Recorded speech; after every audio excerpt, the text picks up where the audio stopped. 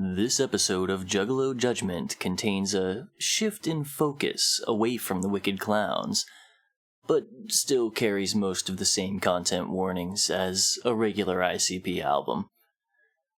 Maybe with an additional caveat that if you are in fact a member of the Insane Clown Posse, you might want to skip this one. Jay, I know you're listening. Just turn this off right now. Jay, stop listening. You're not.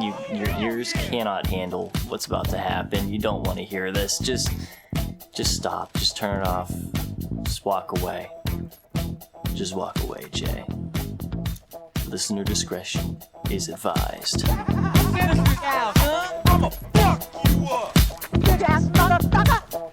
I'ma fuck you up.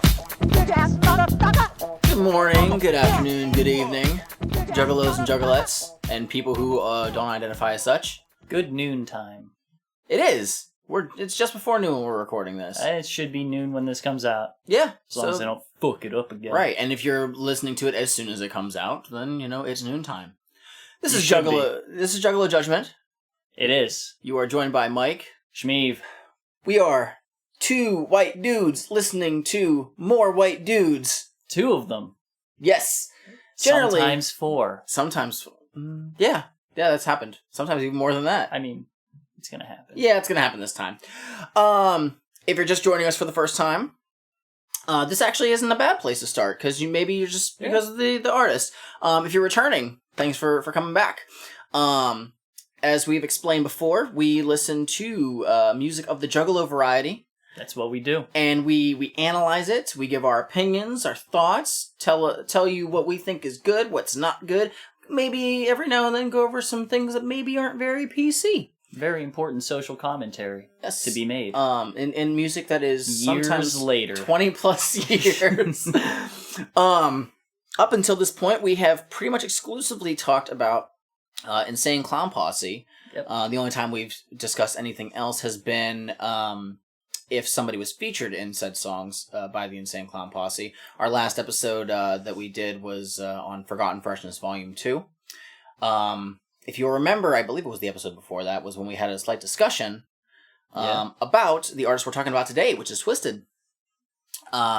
This is their debut album as the group Twiztid. As we've mentioned before, they were originally the House of Crazies. Before they broke off from that and came to Psychopathic Records. Is any House of Crazy stuff re-released on later things that they do? Yes. Okay. Actually, nothing here though. Nothing from this album is a House of Crazies song. Okay. On this one, they do call-outs, but nothing is actually. I don't think they actually do any call-outs. They do. On this album? Yes. I don't remember. I mean, I heard them. So. Okay. So, I didn't really explain it before. Maybe I did. What we're going to do is we're listening to the re-release of Mostasteless. Not the original Psychopathic Records release. This is the version that came out after ICP got signed to Island, and they brought Twiztid with them. The original version of Mostasteless had a number of uncleared samples. So they took those songs off and made brand new songs. And you can actually tell the difference between the quality, the audio quality of those songs, of what the new ones were. The reason why we're not talking about the original version is, or at least both of them together, is it would have been a very long episode. And most of the songs, I think actually all of the songs that got taken off, do show up in later releases. We'll talk about some of them, I think, in Psychopathics from Outer Space, and I believe that the other ones show up on the first two Cryptic Collection albums. So, it's not going to be a total loss. This, I think, is the version that most people are familiar with because it was nationally released. Although now, I did find out, I think it was 2 years ago, this version of the album is actually out of print now. Oh. Island, I guess, had 250 copies left over, and Twiztid bought the last of them. A couple years back to sell exclusively on their store. And once those were gone, those were it. So if you don't have a copy of the comic book cover album, you're going to spend a lot of money trying to find it. So wait, what?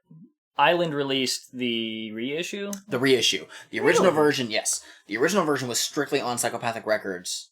But when ICP got signed to Island, they were like, we need to bring these guys with us. Never mind. Okay. So I understand a thing now. So they, so yeah, upon looking at the album and seeing if it could be released nationally, there were songs that they could not do because of uncleared samples. Right. And that's why I believe 6 of the original songs got scrapped and they replaced them with 5. Yeah, that makes sense because 2 of the songs that got taken off were really just a short, like 20-second thing. There's just a thing that I had to straighten up in my mind, and I looked at the list up here, and I have cleared it, and I realized. Okay. Now that said, there are a couple versions of the songs that we're gonna play that are from the original version. Yep. The reason being is they were censored when they were released on Island. Yes. There were some things that were censored, some things that were shortened, I believe. And yeah. So, is there anything else that we need to get with preamble here? Or are we quick to go in? I don't think so. I think we're okay. Before we really do kick in, I do want to say, this I think is the first episode where we're doing it bi-weekly. Yep. Which I hope you guys are still fine with that. I want to say that I'm appreciating it personally because thankfully, as much as I enjoy listening to this music, and again, I've said it before, it allows me to appreciate some of these songs way more than I initially did.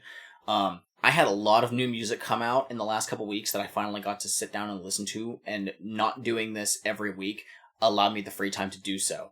The new Tech Nine album, the new Twiztid album, Twiztid also released a compilation of songs to smoke to, which is fucking great. So I've listened to at least 3 or 4 new albums in the last couple weeks. Avid smoker that you are. Yes. Big fan. Yes. Actually, it's funny because I sent out a tweet saying, like, to get that album, as of right now, you can only get it physically through their web store. You can't get it on Google Play or on iTunes or anything like that. But I was like, oh, this is such a badass album, and I don't even have to smoke to enjoy it. Fucking Twiztid Shop, it was either Twiztid Shop or Magic Ninja Entertainment, like the official Twitters, and Twiztid themselves retweeted it, which is funny. And somebody commented under it saying, "And you don't even smoke?" ? I said, "That's the joke." Like, I was like, you don't have to smoke to enjoy this album. Weirdly enough. Because funny enough, I think only like 2 of the songs on this entire album about quote unquote smoking, songs to smoke to, refer to smoking at all. Oh. Which is fine. So but, did they team up with Violent Joints Rolling Paper? You know that Twiztid has their own brand. Really? They have Twiztid Wraps. Makes sense, yeah. Yeah. Which you can... They didn't have a pack in the CDs? They just came out with a vape. Oh my god. Yeah, they had a vape come out at the 420 show. Well, I think it's about time. But, you know what, I just wanted to, like, clear that up. Like, I hope you guys are still fine with this being every other week. Because it's honestly doing wonders for us, I think. Yeah, it takes a lot off me, so I'm able to especially you. Like, me, I'm used to this music. You're not. And this is another thing of me hoping that you don't eventually resent doing this. It's all good. And, you know, it's nice to have the time to be able to unwind on something else. And not have to listen to this, like, something like this 3 times in a week. Yeah, because... I mean, this is an hour long. I think I listened to this album collectively about 5 or 6 times this week. 2 of which were yesterday. So, yeah. I got a lot out of the first half of it because I kept, like... Going back? Oh, I kept like, listening to it, and then I like, yesterday, since I took a whole trip out to West Virginia, I got through, like, the first half of it, and then we were there, so I was like, okay. Okay. But... Yep, I think that we can get into this now. Yeah. And as we do every episode, we ceremoniously crack open a Faygo. You have... My classic red pop. And I went a little different this time. I got cola. Oh. Yeah, long release on that one. Oh, yeah. I'm jealous. It's been aged. Oh yeah, that's the one I got you a couple weeks ago. Props to the convenience store right down the street that sells Faygos in slightly different flavors. Yeah. Compared to Sheets. Very small selection, but still, it's... Real quick, depending on where you guys live, we have Sheets in our area Oh, no. I know that there's discussion between Here what's we better, go. that or Wawa's. I've never had Wawa's. Oh my god. And I just want to know your opinion. What gas station / convenience store You don't need to start this war. is It where doesn't is matter. where you frequent to? Twiztid said fuck sheets, which really hurt my feelings. They said jeez. Wawa was better, but So that's what's gonna it's okay. that's what's gonna end this. That's what divides me. That's what's gonna burn that jersey. All right. No. No. All right. We'll get into this. This is a fairly short intro. We'll just Just kick it right into the actual first track. Second. you don't want to actually talk about the intro? Do we have? We can talk over it because it's not. Okay, yeah. We'll talk over it and then we'll immediately go into secondhand smoke. Okay. Go for it.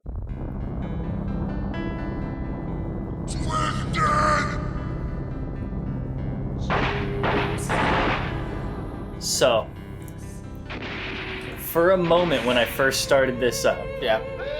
I was hearing that piano in there, and I was thinking, like, just this. It might actually be guitar. It's hard to tell, but like, for a moment, I was like, "Am I hearing the Final Fantasy arpeggios right now?"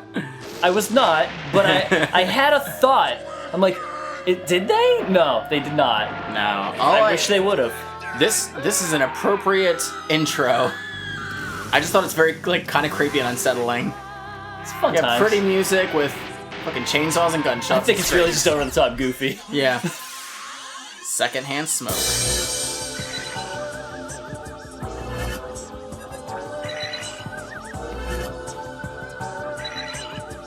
I represent the east side, no peace.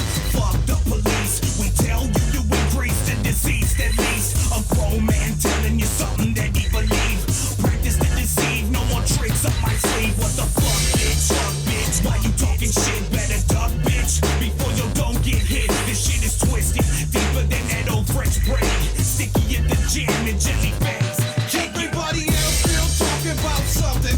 What you thought you heard, bitch? Can it cause you're frontin'? Dead wrong. Dinner table conversations. Leaving you pistol whipped in the corner with abrasions. Part of the contamination of my state. Sleeping in dream, hoping it's going on your wake. Mama think I'm a flake. On flake, serial killer. Blue bottom of mind like Godzilla. We survive like caterpillars and cocoons and caskets. Stretch the industry like elastic. So fantastic, like the Newport cigarette that I smoke. Hit the motherfucker till I choke. I brag and I boast about nothing. Death, dying, and hoes fucking. So understand that he's saying something. Never be heard. I'm underground with the dirt and grime. Smashing hands be my reason for rhyme. I'm on time like a motherfucker. Leaving you hanging in the forest. Standing in some comfortable shits like Chuck Norris. Check the chorus. Secondhand smoke when you leave. Remember when I told you always believe. You will leave out of monoxide, child and wild. Travel the world on 9 clouds. Scream aloud. Scream aloud. Breathing in secondhand smoke. All right. So, I'm gonna say this. I'm You gonna got get- the book. I'm gonna get this point out. Fuck. I wish I would have fucking wrote the shit down of like The book Oh, I'm too early. Nope, too far rather. So I'll find it eventually. You should have bookmarked it. I should have. I think I only own like one bookmark. Oh, I found it. I think I only own one bookmark, and it's in a book that I stopped reading. Like, And those 6 are months literally ago. the only things that you can use to mark pages in a book. Yeah. It's a known fact. Yep. This song, was one of 3 songs that Twiztid used as a demo to give to ICP. Oh. I think it's a good track. It's not bad. I originally did not care for this song much, but they play it at every show, so because of that, like it's kind of grown on me.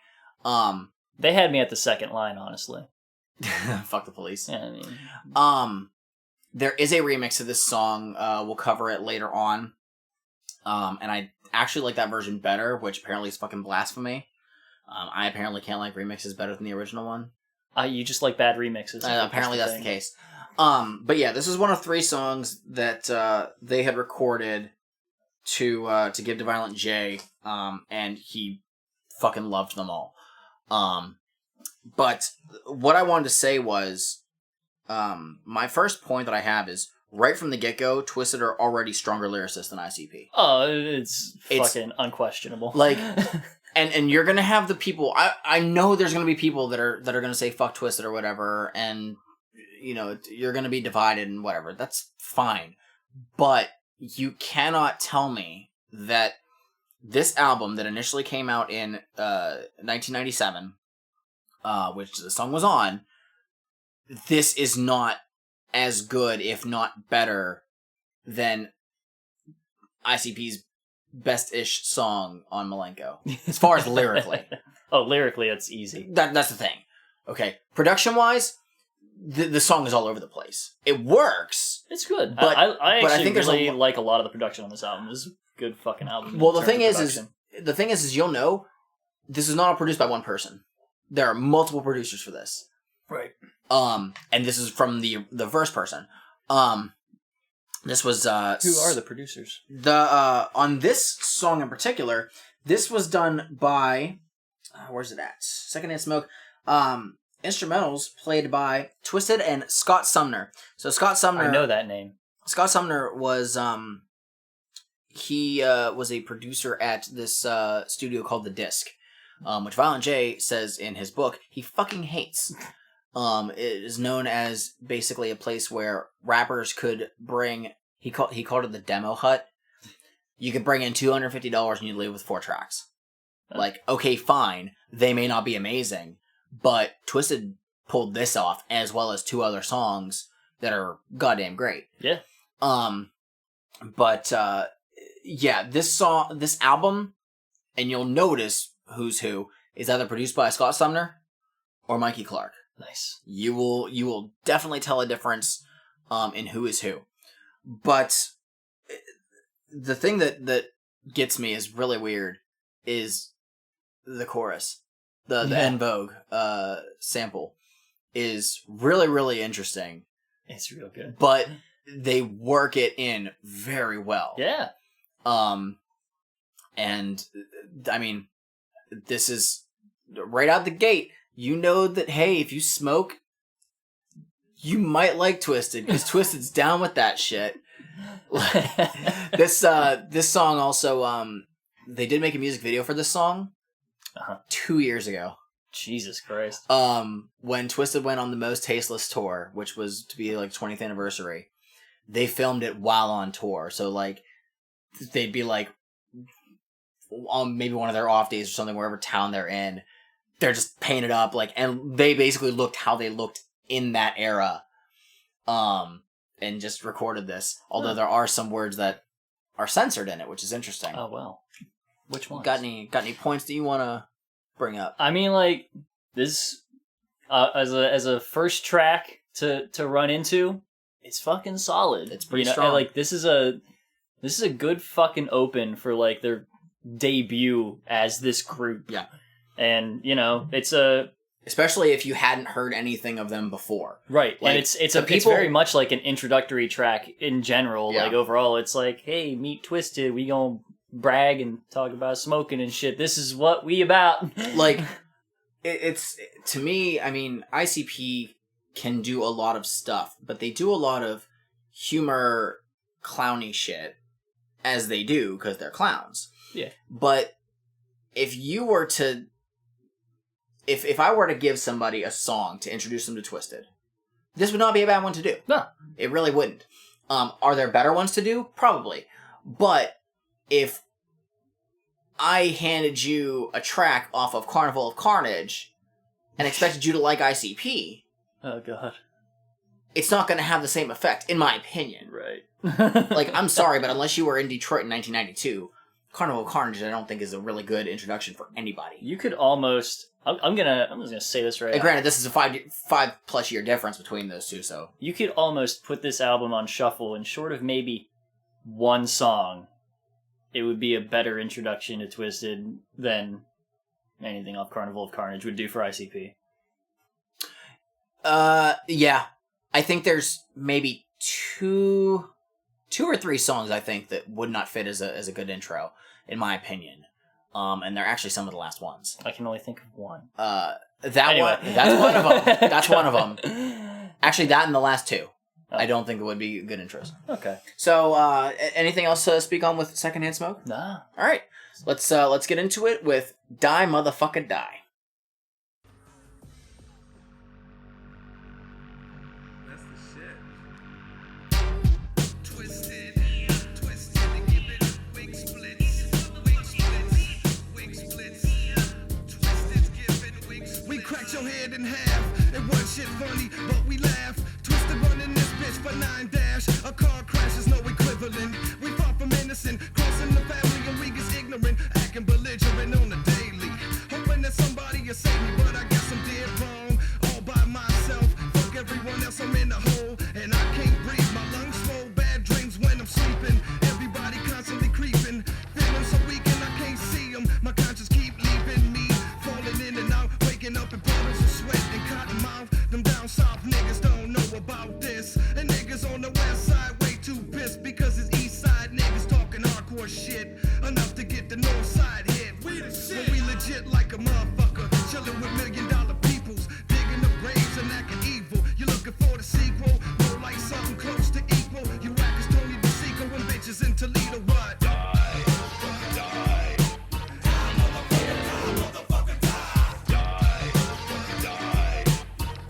Alright, we have Die Motherfucker Die. Already, one thing I'm going to point out, I didn't make a note of this, but this is already really good. What is the complaint that we had with ICP constantly? Their flow. Not necessarily the flow, but why is it that, or what is it that we always hear at the beginning of songs? Or rather, who is it that we always hear at the beginning of songs? Violent J. Violent J. Reintroducing himself for the 30th time. We are 3 tracks in, 2 actual songs in, and guess what? Fucking differences in the fact that we can have more than one person opening a goddamn song. And we heard Secondhand Smoke, they had pretty much the same amount of time to do their verses, and it happens again in this song. Yeah. Okay? They are both strong enough to stand on their own and provide very good verses. That's not to say that in the past Shaggy 2 Dope's had bad verses per se. It's just he doesn't get the chance to do it nearly as much on full-length ICP albums. Yeah, it does not happen. He really does not get more of that. I think Malenko kind of started it. Maybe Riddlebox kind of did. But, like, I think the next album, I think Juggalo Brothers kind of, he gets a little more. I can't remember, but ICP a lot of times almost feels like a solo effort with help. Yeah, I mean, that's more or less the kind of thing that it is. But honestly. Twiztid does not, right out the gate. Yeah. I think that literally there's only one song that Jamie Madrox has the majority of the time, and it makes sense because of what it is, but we still get Monoxide. But yeah, that's just something I want to point out, is we're 2 actual songs in, and we didn't have the same fucking person opening this shit. This is another one of the songs that Violent J was given as the demo. It's a good one. It's so. This is one of the songs that I'm pretty sure whenever they did a tour. This was back in 2009. Was the Wicked tour. This was the first show where they did an album front to back. And even after that set had ended, they did 2 encore songs, and I believe this was one of them. Of course. I feel like it has to be. This is easily one of their biggest tracks. The instrumental is not overpowering. And it's just what it needs to be. And this is the other side of Twiztid that we get. We got the first one, the Secondhand Smoke, which people are going to smoke to, obviously. Of course. But this is a song that's fairly angry. Yeah. And for good reason. They're explaining why they are mad. Mm-hmm. So let me do a thing. But I did want to point out, one thing, is that I do think that the mixing was better on this one. This is really good. Compared to Secondhand Smoke, there's times where in Secondhand Smoke I had trouble hearing the lyrics. Maybe my ears are just fucking bad, but this is it's a thing of how I mentioned, I think on the discussion, where I have a hard time listening to House of Crazy stuff because I think the mixing is goddamn terrible. and I have a very difficult time hearing through garbled shit. So it could be really fucking great, but if I can't hear the words, yeah, it makes what it the hard. fuck am I gonna do? So I'll let you got some points. So, Yes. I can dig a lot of West Coast kind of shit. Yes. Let me some West Coast. Mm-hmm. However, that East Coast boom bap shit fucking rocks. Yeah. And that is like almost this album. That is East Coast as fuck. Are you more of a West Coast over East Coast person? I don't give a fuck, honestly. I get in different moods for different stuff. Like, West Coast has that, that kind of smooth feel. Yes. You kind of... Laid back. It's laid back. It's what you roll in your 6'4" to. A big thing that I noticed with a lot of... This isn't really, like, applying, because these guys are from the Midwest. Midwest ended up getting their own sound. But, like... If I'm comparing like East and West Coast, I always felt like East Coast was a little more high energy. It can be. But production-wise, it always sounded a little scratchier.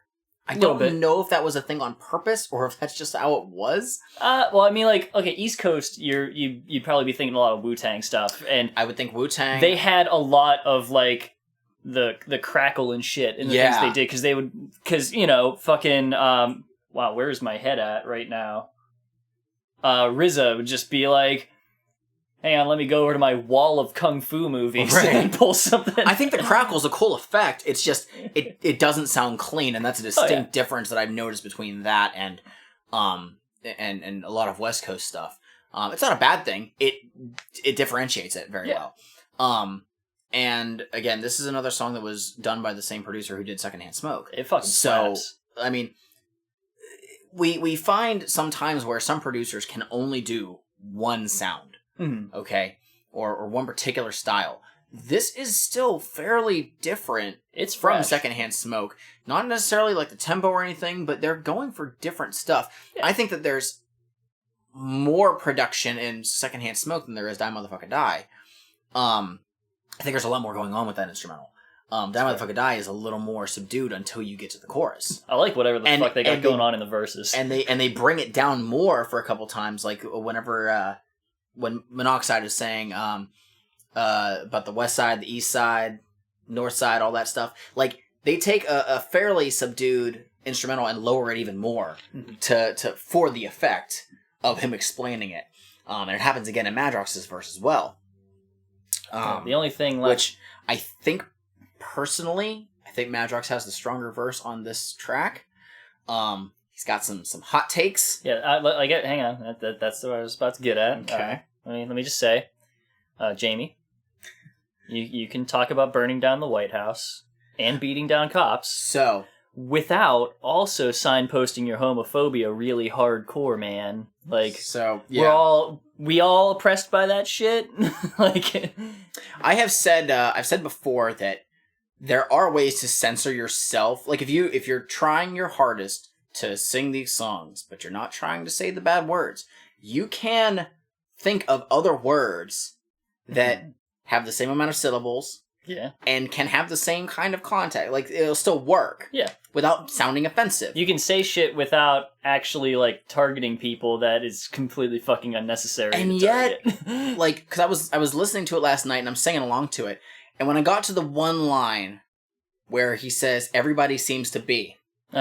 Because it's one syllable, it was actually hard for me to think of a word to do in place of it, and so I just didn't say anything. He drops a hard F-bomb on that one. Yeah, but it's only the one syllable. If it's two syllables, I know a word that I can say instead. It's fine. But yeah, it's a little bit harder to do that one. And here's the thing, I've said, we heard Monoxide bust out the N-word a couple times in his verse. Yeah. And it also happened in Secondhand Smoke. We didn't get to it, I don't think. But at some concerts, I think at earlier ones, they still said it. When I was at the show last month, actually no, March now, so a month and a half ago, I believe that they changed that word, but the F-bomb still remains. Well, baby steps, I guess. So, yeah, it's a 20-year-old song, what are you gonna do? You can. They're good writers. They Oh, can yeah. do that. But, well, that's the thing. Like, in other songs that have come out, I mentioned before on that, Don't Play This For Anyone, Jamie does a cover of Going Back to Cali by Notorious B.I.G. And he obviously changes the lyrics to make more sense for, like, his context and whatnot. Right. But switching the N-word for ninja. Yeah. Which some people are going to be like, oh, it's a cop-out. They're fucking running Magic Ninja Entertainment. Yeah. Like, that's their thing. It's fine. But, yeah. Regarding that line, the one line, there were 2 parts that were censored out. That's why we grabbed this one. That's why I put this one on there. Yeah. He, in the re-release, which is what I heard first, we have lines that are censored. It's the line about burning down the White House. We need to burn the White House and piss in his face. Yeah. As well as every cop should be beat like Rodney King.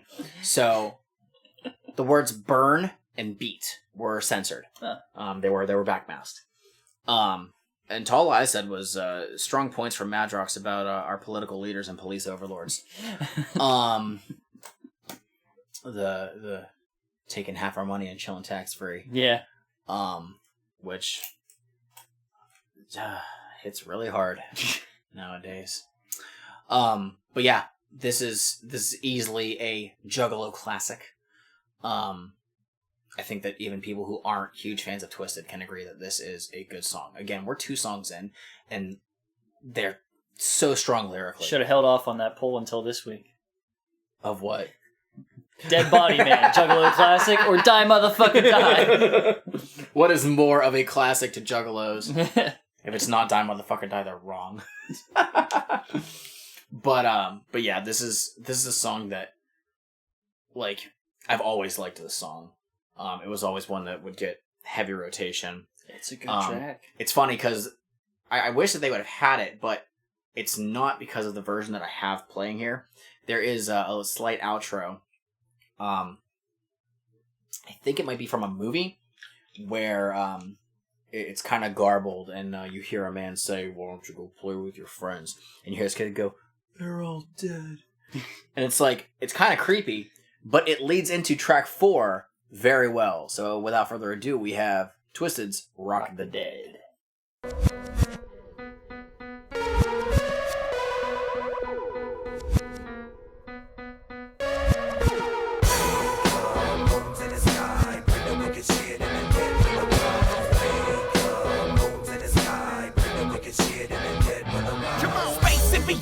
Mind of an idiot. I stole your headstone from your grave plot.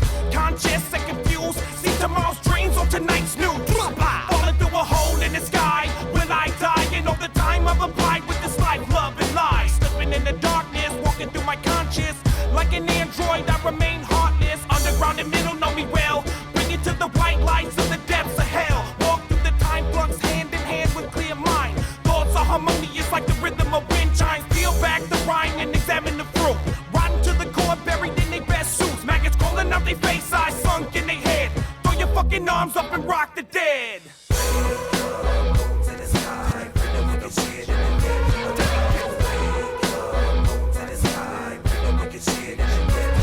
Come on, godly, you're rocking up V8, grind to 10, and all we wanna do is rock the dead. So many thoughts running all through my head, but the only one that's clear is rock the dead. Like, I can't even Rock the take Dead. it no more.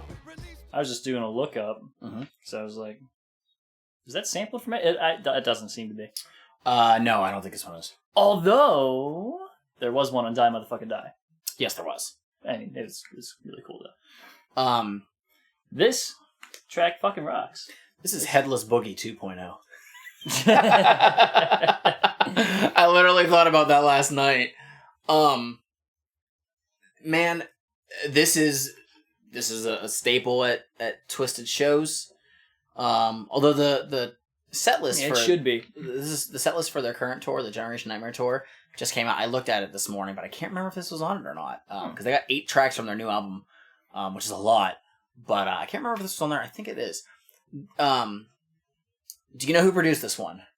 Sounds like it would have been a Mikey Clark. This is Mikey Clark. You can easily tell the songs that were made from the prior place to Mikey Clark because Mikey Clark's got a big like rock influence on him in general. It's not just that, but like the mixing is so much better.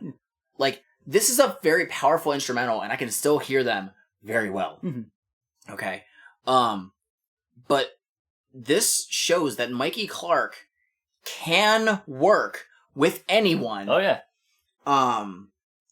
If like absolutely necessary. He's great. Okay, He's really good at what he do. right, and that's why it's sad when he makes something and it does not come out well. Everybody fucks shit up. You're only supposed to get one. Stephen King got like 1,000. Okay. Oh man, he had a rough period. He had a lot of them. Yeah. It has been said that Stephen King took the shotgun approach to writing novels. That's fair. But this song, Mikey Clark is a fucking sharpshooter. until about 2010. Just this song. It's funny because there was a point in time where I didn't care for the song much. Like, I would come on and I'd be like, whatever. So I actually don't know the words to this song. But now, like, I've heard it so much more recently, like, because of the concerts and now hearing this. And I'm like, this song is fucking dope as shit. Mm-hmm. It's Not got good gonna lie. groove to it. I'm not gonna It's lie. fucking slaps. If you would have put ICP on this track instead of Twiztid and put it on appropriately the Amazing Jackal Brothers, Sure. this would make sense. Yeah. I could literally see this being an ICP song. But it's not, it's Twiztid and they're fucking owning it. Yeah. I do like that, like, Madrox, in my opinion, throughout this album, stands out more than Monoxide. And that's just my opinion. It's not to say that Monoxide has bad verses, but sometimes his inflection on how he says something could be a little bit more forced and have a desired effect. Mm-hmm. Like, the line that we heard right before we cut off was screaming like, I can't even take it no more. I wish that there was more to that. Like if he would have, you know what? If he would have done a Shaggy scream. If Shaggy would have coached him, he'd have it. Like, but aside from that, I mean,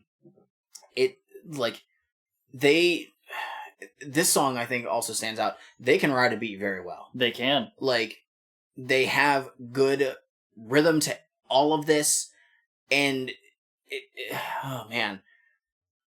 It makes me wonder why ICP didn't take pointers from Twiztid Well, on how to, like, to have a desirable flow on many things. And, I mean, Great Malenko wasn't bad. yeah. In my opinion, when we get to it, Jackal Brothers, I think they improve a lot as well. But I think again, for a debut album, granted they were already House of Crazies, they'd already been making music. But for people who never fucking knew, I mean, it's just more and more impressive as each track goes on. Yeah, I think Jay do what he wants to do. Yeah. And that's just kind of how it be. And you know what? 20 plus years strong. Yeah. 25 years strong. Fucking shit. God Riding damn. strong on your ability to sell things. But yeah, Rock the Dead is a fucking great track. People go nuts at shows with it. Yeah, it makes sense. Like, that is that, like, fucking create a mosh pit shit. So yeah, this and we also see that Twiztid can do tracks with that rock influence to it, and own it. Could bounce to Like, that hook. There's people who don't like the fusion of rock with rap, and I understand. Such as Shaggy Two Dope. He would never. He won't mix no rap with rock and roll. But Twiztid do, and you know what? It works very well. I think they know how to make a rock instrumental, especially that early in their careers. They can take it and fucking ride with it, and it works. Hell yeah. And now we get to a track that officially has the first feature on it. Technically, Rock the Dead does. Does it? It has random spoken shit by Violent J. Oh, I forgot. But it doesn't really count. No. We're gonna get to our first official collaboration on this album, and that is Spin the Bottle featuring Insane Clown Posse. Man, fuck that shit, man. Fuck that. What? Man, what's up with this bitch, man? She better come suck my dick or something, bitch. Who's going next? I'm dying to see. Spin the bottle, baby, and give it to me. It's Paulie, baby Paulie, with nipple licking love, sporting cowboy boots and a fluorescent glove. I lasso you up and then I jump on your back. I needs no saddle, I just sit on my nutsack. Who's going next? I'm dying to see. Spin the bottle, baby, and give it to me. Stretch nuts up the bed and I'm finna get this hoe. Bottle still spinning in my sack about to blow. Up in my pants, so chick, stop the front end. Let's get the game and get down to humping. Who's going next? I'm dying to see. Spin the bottle, baby, and give it to me. It's me, Jamie Man, when is dream. I tap and touch and tickle till you melt like ice cream. I know you want my body, fat kids are so sexy. Take off all of your clothes, come over here and get next to me, bitch. Who's going next? I'm dying to see. Spin the bottle, baby, and give it to me. It's Fun and J, baby, the wizard of the streets. Sporting your panties just to show you I'm a freak. Slide in your bed for a cotton surprise. You got clown makeup smeared on your inner thighs. Who the bottom pointing on? What? Somebody better suck my dick in this motherfucker. I ain't no more. Let's spin the bottle. Man. we gave you a little bit longer just because everybody had such short verses. So, I like this track. It's fun, man. It's got a really good groove to it. Yep. Okay, I recall. Mikey Clark, I believe, produced this. It sounds probably a Mikey Clark It is a thing. Mikey Clark track. So you had brought up before, you had thought perhaps that I was going to get annoyed with that hook because it comes up so often. Yeah. I do not. No, cool with it. It's really short. It's snappy. They don't feel a need to repeat that line because it's a very simple line that doesn't really need repeating. The only part It where only repeats at the end. yeah, and that's the only part where it almost starts to get on my nerves, and it's like, Right. oh, it's over. but at the same time, like, there's other stuff happening with it. Right. Because you're not necessarily listening to that, you're listening to Mad Rocks. Yeah. The one other thing that I have to say about this is whenever you have Twiztid and ICP on the same song, and you're able to contrast them like that, it's not good for ICP. Really? I honestly thought that like everybody was on point. Like I didn't think that there was anything necessarily like good or bad. It was okay. I mean, in all, I mean, like it's less so on this song. I think it was just because I had already listened to it a number of times before I started taking notes. That I was like, I think that Madrox has the strongest verses mostly because in his second one he does something completely different to everyone else. Yeah. Well, Jay's second verse kind of does that too.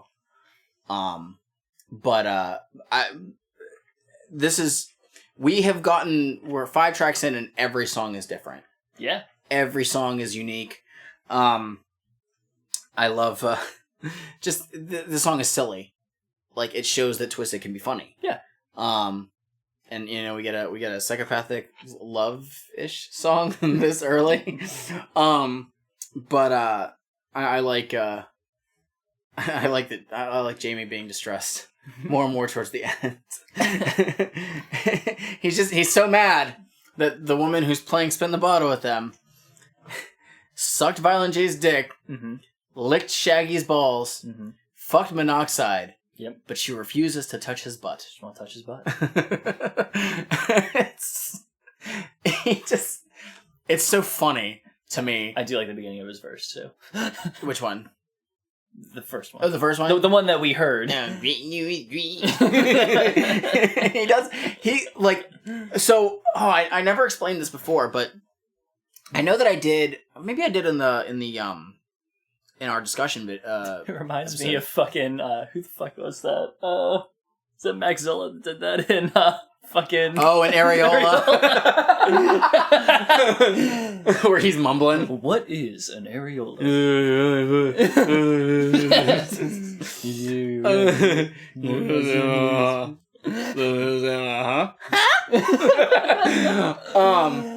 But Shit. we kind of hear it on this track, but again, Twiztid used to rap under different names. They used to be Mr. Bones and Hectic. Paul, who was Hectic, became Monoxide Child because he smokes a lot of cigarettes. Yes. Newports were his thing of choice. He's all about it. Does not anymore. Oh, that's good. He just vapes. And Mr. Bones, which was Jamie, became Jamie Madrox. Madrox is a reference to the multiple man Jamie Madrox from the X-Men comics. Yes. And the reason that we get that is because Jamie Madrox changes his voice for so many fucking things. That he had like that kind of like low gravelly kind, like we heard on Die Motherfucker Die. We kind of hear it on this one too. It's the one that I hear most often from him. Right. And he doesn't do it as much nowadays, that when he does do it on newer tracks, it's like, holy fuck, I love this voice. But then him just like yelling, like in his like higher pitched, like distressed voice, it works so well, and I like he differentiates it. But yeah, that's just something I wanted to point out, because it shows that Madrox can do more than that. It's not like when Violent J decided in Riddlebox that he was going to do this high-ass voice on Toy Box that he can't fucking replicate and just destroys his goddamn voice all the time. Then again, trying to force your voice to do that all the time, the lower one, is also not going to be easy. Not great. So that's why we don't really hear it at concerts. But doing it for a take on a CD, go for it. Yeah, why not? Not much else for this one. The song moves very well. Yeah. Mikey Clark did great production for it. I think I pointed out this is the song that also plays in the outro during the credits for Big Money Hustlers. Yep. So, and I think that might have been how I first heard it. But the song is just fun. Like it's this is a song that I know people who don't listen to Twiztid still like this song. Yeah. Makes sense. So yeah, it's fun. This would be like the equivalent of like the Ned game for some people. I really think that would be it. And yeah, I think people would like this more. So, all right, we can move on. We are into track 6 now with Blink. Show me what lies just beyond my eyes. Would you take me to the world where my spirit flies? Tell me, is that really fact or a pack of lies? What's beyond my eyes? Why don't you show me what lies just behind my eyes? Would you take me to the world where my spirit lies? Tell me, is that really fact or a pack of lies? Show me what's behind my eyes. Why don't you show me what lies just behind my eyes? Would you take me to the world where my spirit lies? Tell me, is that really fact or a pack of lies? Show me what's behind my eyes. When I open my eyes, I see the blood on the wall. Neck and back start to contract, I'm about to fall. When I open my eyes, I only try to hide the pain. Cause legally, physically, mentally, I'm insane. When I close my eyes, everything goes black. My heartbeat skips rhythms like a heart attack. I'm an insomniac with a nosebleed. You can ask Nosferatu, bitch, he knows me. When I open my eyes, I'm hoping everybody dies. Mission will accomplish when the carnival arrives. When I open my eyes, the dead will resurrect. And we gon' issue bitches with problems with slit neck. When I close my eyes, my body's paralyzed, engulfed in the swarm by the lord of the flies. My eyes stay closed, my temperature falls. My bed starts shaking, blood dripping from the walls. When I open my eyes, another day without a friend. Sick and tired, crazy and bored, when will it end? When I open my eyes, I wish that I could glue them shut. But then I couldn't see my cigarettes and I'd be fucked. When I close my eyes, I see how everybody dies. Hanging from a rope, all with fear in their eyes. Choking on the lies and the blood and sweat. But don't leave now, you ain't seen shit yet. Show me what lies just behind my eyes. Would you take me to the world where my spirit lies? Alright. Is that really fact or a pack of lies? About Blink. Show me what's behind. So I have an interesting take on it. Mm-hmm. At least I think it's interesting. Interesting take that Violent J has to do the chorus. So as far as the song goes, like, it's okay. Yeah, I like it. I like it well enough. However, whenever, like, I feel like this is a song that sort of, like, kind of puts their abilities in full focus for me. Mm-hmm. Because whenever I think about this, I'm like, I could hear this being a song on an ICP album, but I'd skip it. Really? That's fair. Who sounds like that kind of a song. Who would do the open and who would do the close parts? Valentine does all of them. It would probably still be Violent J, unless they managed to like snag Alice Cooper again or something. But no, like if this was like an ICP song, like it would probably be one that I'd be like, this is a 100% skippable song. I'm not that interested. No, and that's fine. However, at the same time, I don't know if contextually it would make sense in like a Joker Card album. I mean, it might, but I don't know how. If they would have put this on like one of the Sideshow EPs, maybe. But we don't have another Sideshow EP for a long time. This comes up almost like a Hall of Illusions style thing. It's not quite the same, but it is similar. I guess. Yeah, I won't argue with that. But I do like that, like, okay, Monoxide has all the light and Madrox has the dark.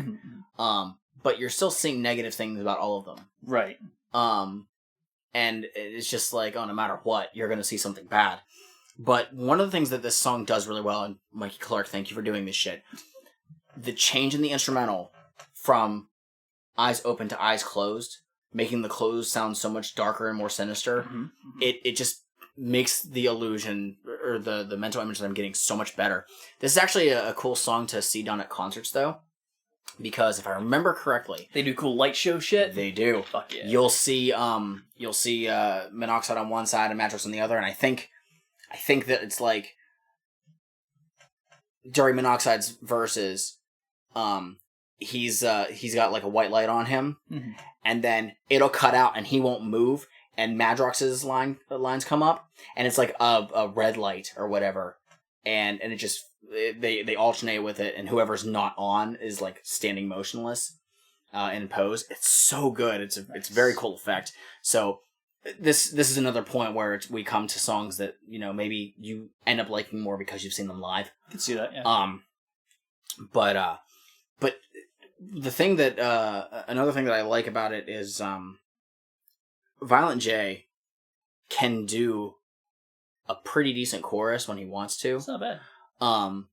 When he has that like soft voice, okay, like there's something very dark about it. And it comes off as creepy. This album, like, if you're, again, as being an introduction to Twiztid, you know, ICP are these clowns at the Dark Carnival, and Twiztid are like the freak show acts. Okay. I guess. So it's almost like Violent J, like, introducing them to, you know, the rest of the carnival goers. And so him having that chorus and being kind of like mellow, but underlyingly dark, I think does a lot for it. The only other thing that I got from this, I could be wrong, but I believe that this is the first, at least for Twiztid, the first reference to Dark Lotus. Yeah, he does the thing at the end. Where he says the devil hands in the lyrics to a Dark Lotus song. Which I think we get another reference later on, but I don't think that it had been done in ICP up to that point. Now, again, remember, I could be wrong. I don't remember if the re-release came out before or after the Amazing Juggalo Brothers. I think it's before, but I could be wrong. But Juggalo Brothers was also when we hear a little bit about Dark Lotus, and even in the liner notes, we do get something explaining Tales from the Lotus Pod, the Dark Lotus album that would be coming out in the future. So it is it's really interesting whenever maybe people who didn't know what the hell Dark Lotus was, and they're like, oh, what's this thing about? And you're gonna learn you some stuff in a couple years when that album comes out. But yeah, I don't have much else to say. I think that I guess I can agree with you about, like, this could have been like a skippable ICP track. Yeah. But it's not an ICP. But track, it's not an so ICP it's track. pretty good. It's a good Twiztid song. Which almost makes it seem like you're thinking that Twiztid is worse than ICP. What? It almost makes it seem like, oh, if if ICP had this song, it wouldn't be good. Yeah. But Twiztid do, so it is. Yeah. Maybe I'm thinking of it weird. You are thinking of it weird. Oh, okay. Twiztid has this track. Right. And they did it well. Oh, okay. And I like it. Okay. No. On an ICP album, I would be like, goodbye. Because they may not have been able to pull it off right. Because they would not. Okay. I get it now. I guess I was looking at it at a different angle, so. I think we can move on now. Give me 1 second, though, because I think... Oh, God. Was this the other one coming up? Need to refer to the Juggalo Bible? It is. Okay. So, we can move on to track number... I think this is 7? Yep. 7. How does it feel? This old-time radio program was originally aired loud, long before the advent of high fidelity. As a result, you may detect an occasional surface noise or volume drop due to transmission problems so common to This is the old version radio. from the original album. We hope, I think that however, this any intro variance in audio quality was the only thing will that not was take different away with it, from but I your think they pleasure also in listening to censored a this, couple words one of the all-time later on. I favorites. don't remember.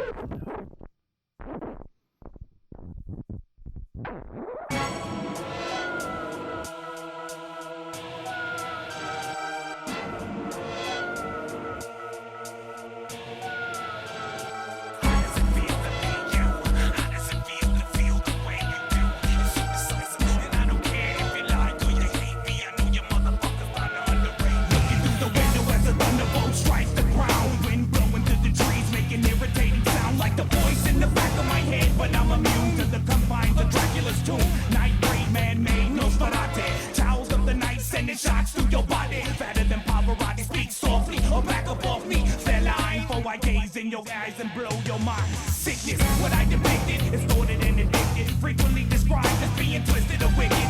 Predicting many sight scenes, happenings and lies. Perform on the daily in disguise. Sinister, tell the minister to bless my soul. Mama, baby, mind broken when out of control. Smash the remote control through television screen. Blame it on a movie or a dream. It's all the same. Mind games, even prodigies, paralyzed. Swollen little brain mesmerized. Then he dies, left alone in the world full of hate. Body rots away while his mind incubates. How does it feel to be you? How does it feel to feel the way you do?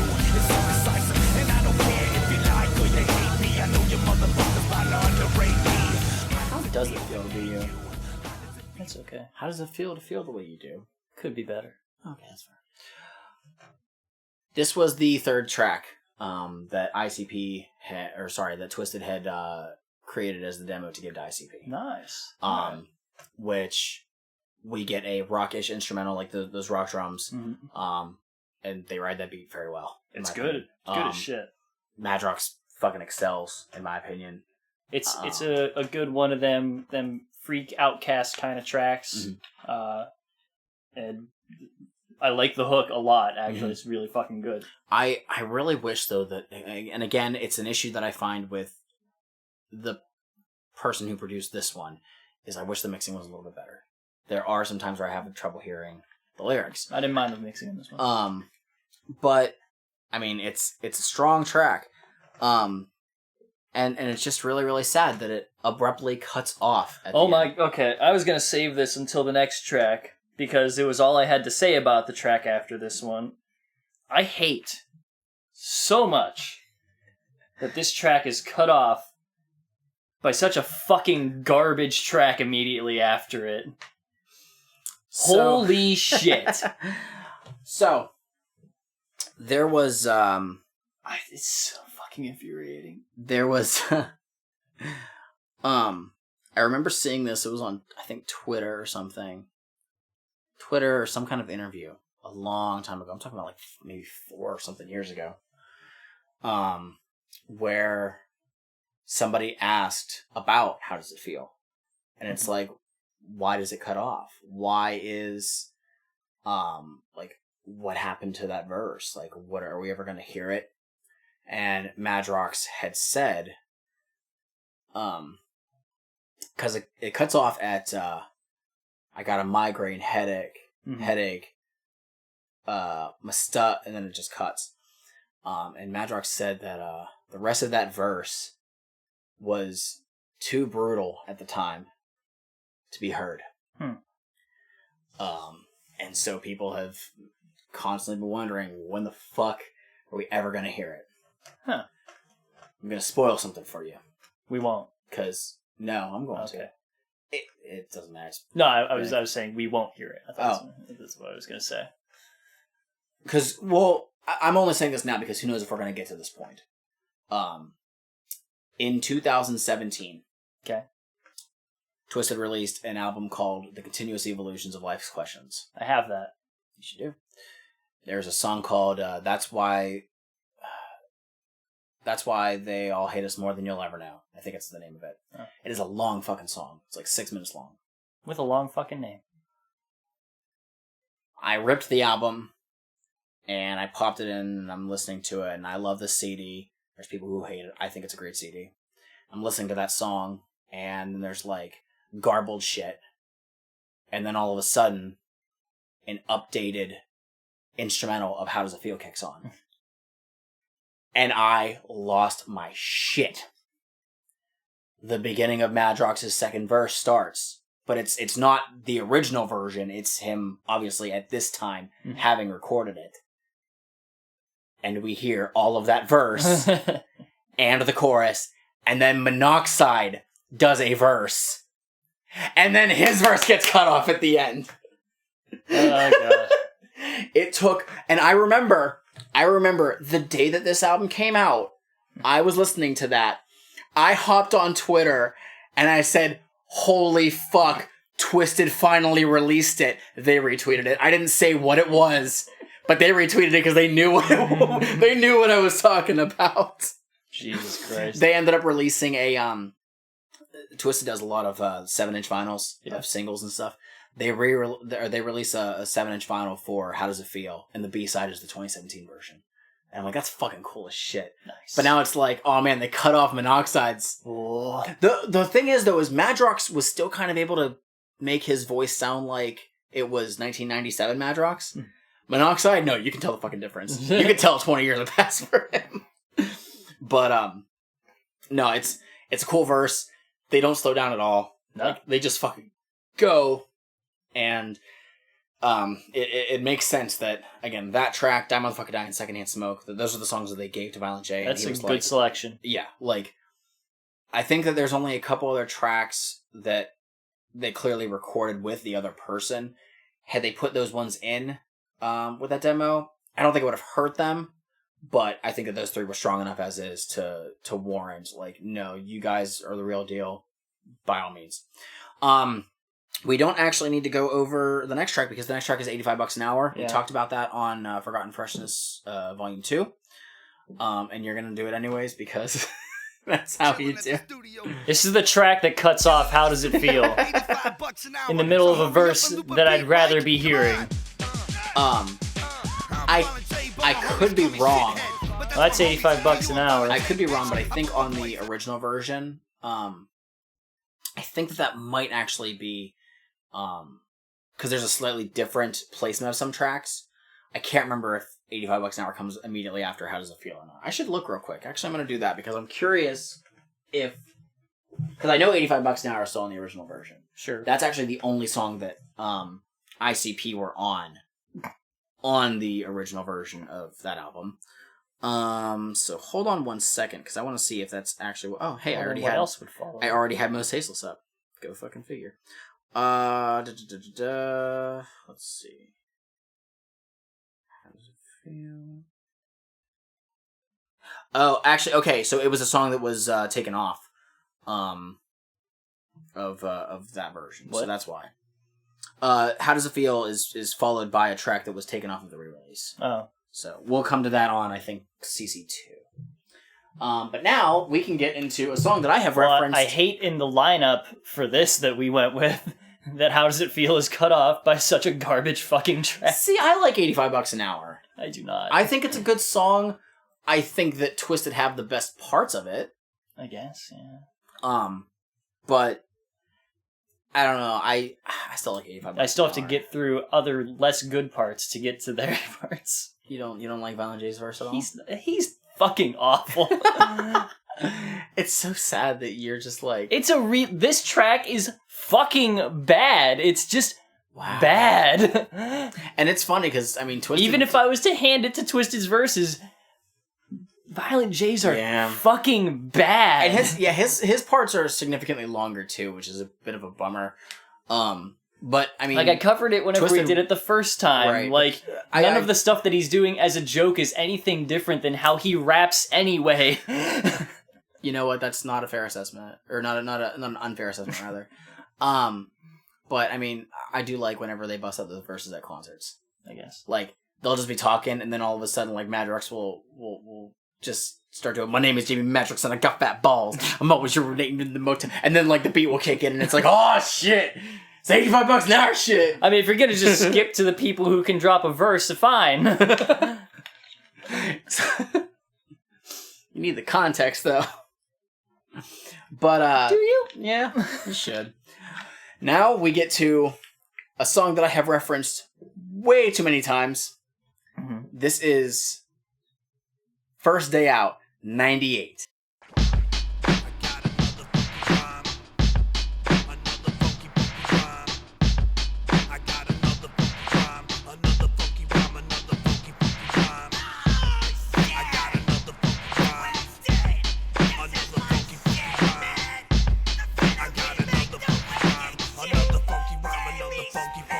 Now they let the gates up, so I bail. 6 shitty months pick me up from the county jail. Smart ass mouth, even though I paid my dues. Chrome toilet wool blankets and the rubber shoes. But I ain't nagging. Here comes my people in the hoopty mother dragon. Ain't been in the who ride long, and the 2-liter of moon mist is almost gone. Nuts are kinda anxious to drop below. Told my man hook me up with a chick that he know. The bitch said, "Motherfucker, pick me up in 3 can bitch. Simply don't ride your street. We can eat around the corner at KFC. You can take a cab and I'll pay the fee." When she showed up, damn, she was out of luck. I forgot my wallet in the glove box on my truck. Put the tab on the cab and the dinner too. With a knot in my sock, bitch, I thought you knew. Dressed to impress you and dentine gum. And I was drunk as fuck and smelled like an alley bum. I'm chewing on my food like a carnivore. Dumb bitch staring at me like an eyesore. Then I plop my face in a bowl of soup and slurped every All right. up through my missing tooth. The bitch That is First Day Out. This is an update of a Juggalo quote-unquote classic. I don't think anybody, even the people who jumped on fucking Dead Body, I do not think even they Yeah. would go this far. This is the definitive version of First Day Out. It's a good update. The fact that Twiztid do this at concerts and people lose their fucking mind because it's so good. Like, Madrox owns this song. The production's real good on it too. Mikey Clark, Yeah, fucking beast. it's a good fucking update. But this is the song that I referenced earlier when I said that, like, this is the only song where really Madrox, like, one person does more than anything. But we do have it is made for one person. right. But we still get Monoxide in the place of Two Dope. Because Two Dope did the "Hey Woman, You Know I Love You" in the original version. So Monoxide just takes that, and then Violent J just randomly shows up because he has to.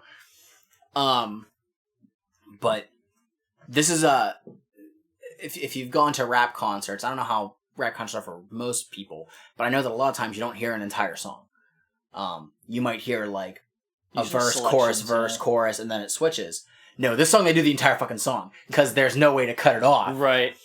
But It would be incomplete otherwise. just the way they write out the First Day Out and I Caught My Nut, which I guess is kind of a chorus. It's fun. It has It's a lot fun. less of Violent J doing that voice that he do in the original. Oh, his thug voice. his I am still a gangster. Fear me, R. For real. I've stolen at least one car stereo.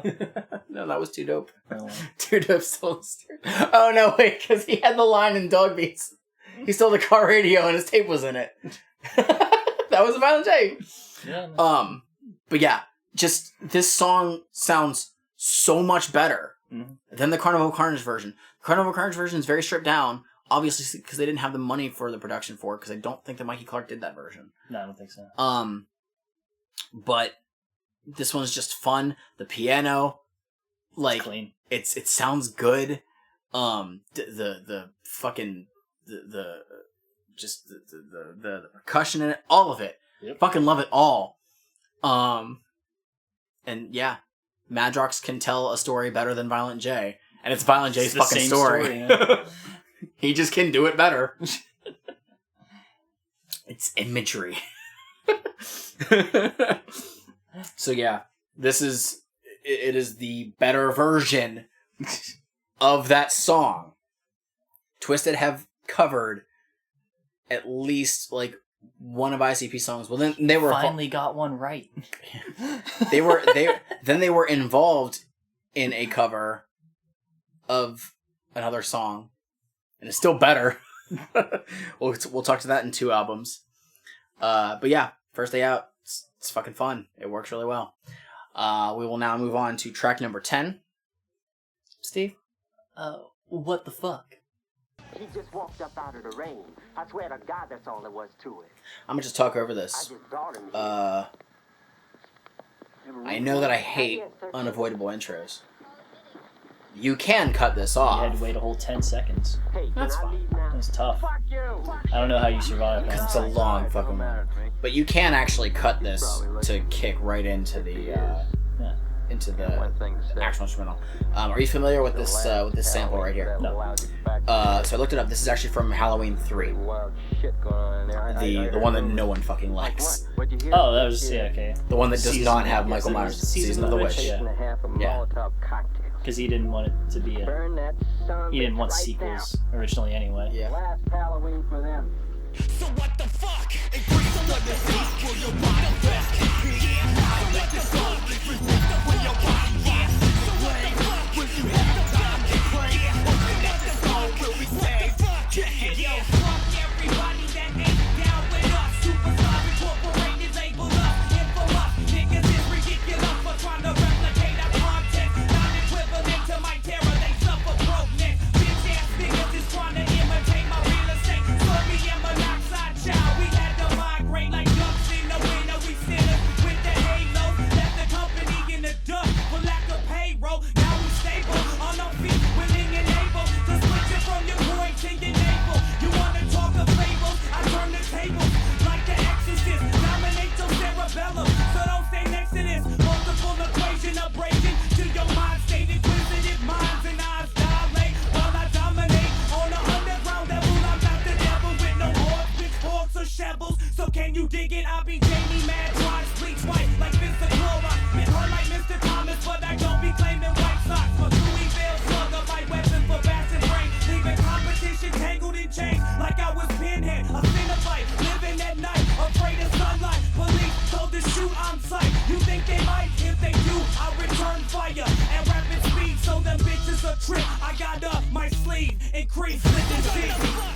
Alright. That is What the Fuck.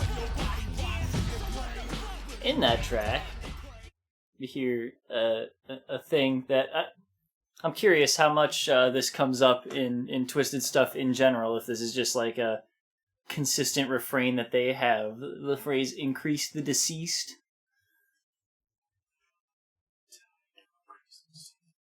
Oh, from Secondhand Smoke. Yeah, and also this. Oh. They literally drop it at the beginning of the fucking hook in this. Oh, wow. Like it's everywhere. I actually never noticed it. That's Oh. interesting. They're just saying that make more people die. Well, I mean, I'm saying, like, does this come up? Is that just like a phrase that they just like pick up and drop in a lot of stuff? You know what? Given that you're just pointing that out to me now, I don't think so. Well, given that you didn't notice it, I didn't. Maybe they do. I've never noticed. Specifically tune it out. I was trying to find a tweet that I actually wanted to use in reference on something else. We're listening to Most Tasteless right now. We have No. It's still on Most Tasteless. We haven't even gone to a single It's strange on music Most release. Tasteless. Shut up. But this song, obviously, you can tell production-wise, this is done by the same person who did the demo ones. That boom bap. That boom bap. What did I say? Dope track, but I legit have no idea what the song is about. What? Yeah, I can't actually like focus on it. It's probably very. What do you think? Well, the problem with me was again the mixing. Oh, okay. I have trouble sometimes hearing the words. It's a fuck the haters thing. Okay. As much as I can tell, it's fuck the haters. We did our shit. Get dead. Right. Okay.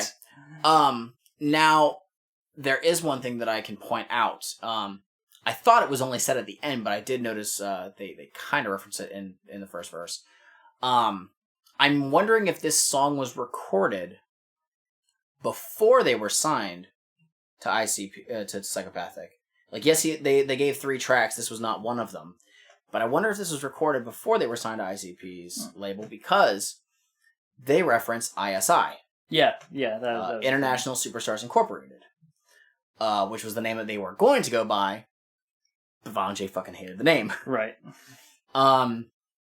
So, yeah, I don't know, contextually, obviously this was an earlier recorded song because you can tell the production, but, I just wonder if they were going to call themselves that, and so they put it in a song. That wouldn't be the first time that that's been done. Madrox does it way later on in like 2006, I think, on a track. He mentions a different group that he wanted to do in a song, and it just does not happen. I think for similar reasons. So this is one where if you read, like, I was looking stuff up on Genius, like I said, and if you sort of read into the lyrics on it, I think this may have come from this may be from after they had already signed. Okay. Because they do sort of reference like having to like it's there are just some lines that imply the whole thing of like them having to have left what they were doing before to do this. Okay. Yeah, I guess. Oh man, I can't fucking find the thing that I wanted to for the next thing. That makes me sad. Apparently people trying to copy their style, so they bounced. Well, I mean, who was copying House of Crazies? I have no idea. I mean, I know that ICP and House of Crazies weren't cool initially, and then they became cool. But were other people trying to do that stuff? Yeah, I don't know. Those two, like, Isham was first. Like, the beginning of that verse, man, that's... Yeah, alright. But, I mean, like, that's just sort of, like, if you do, in fact, if you've done a rap in your life, I feel like you have to, even if nobody listens to you at all, I feel like you still have to throw down a line at some point about people trying to copy your style. Well, yeah.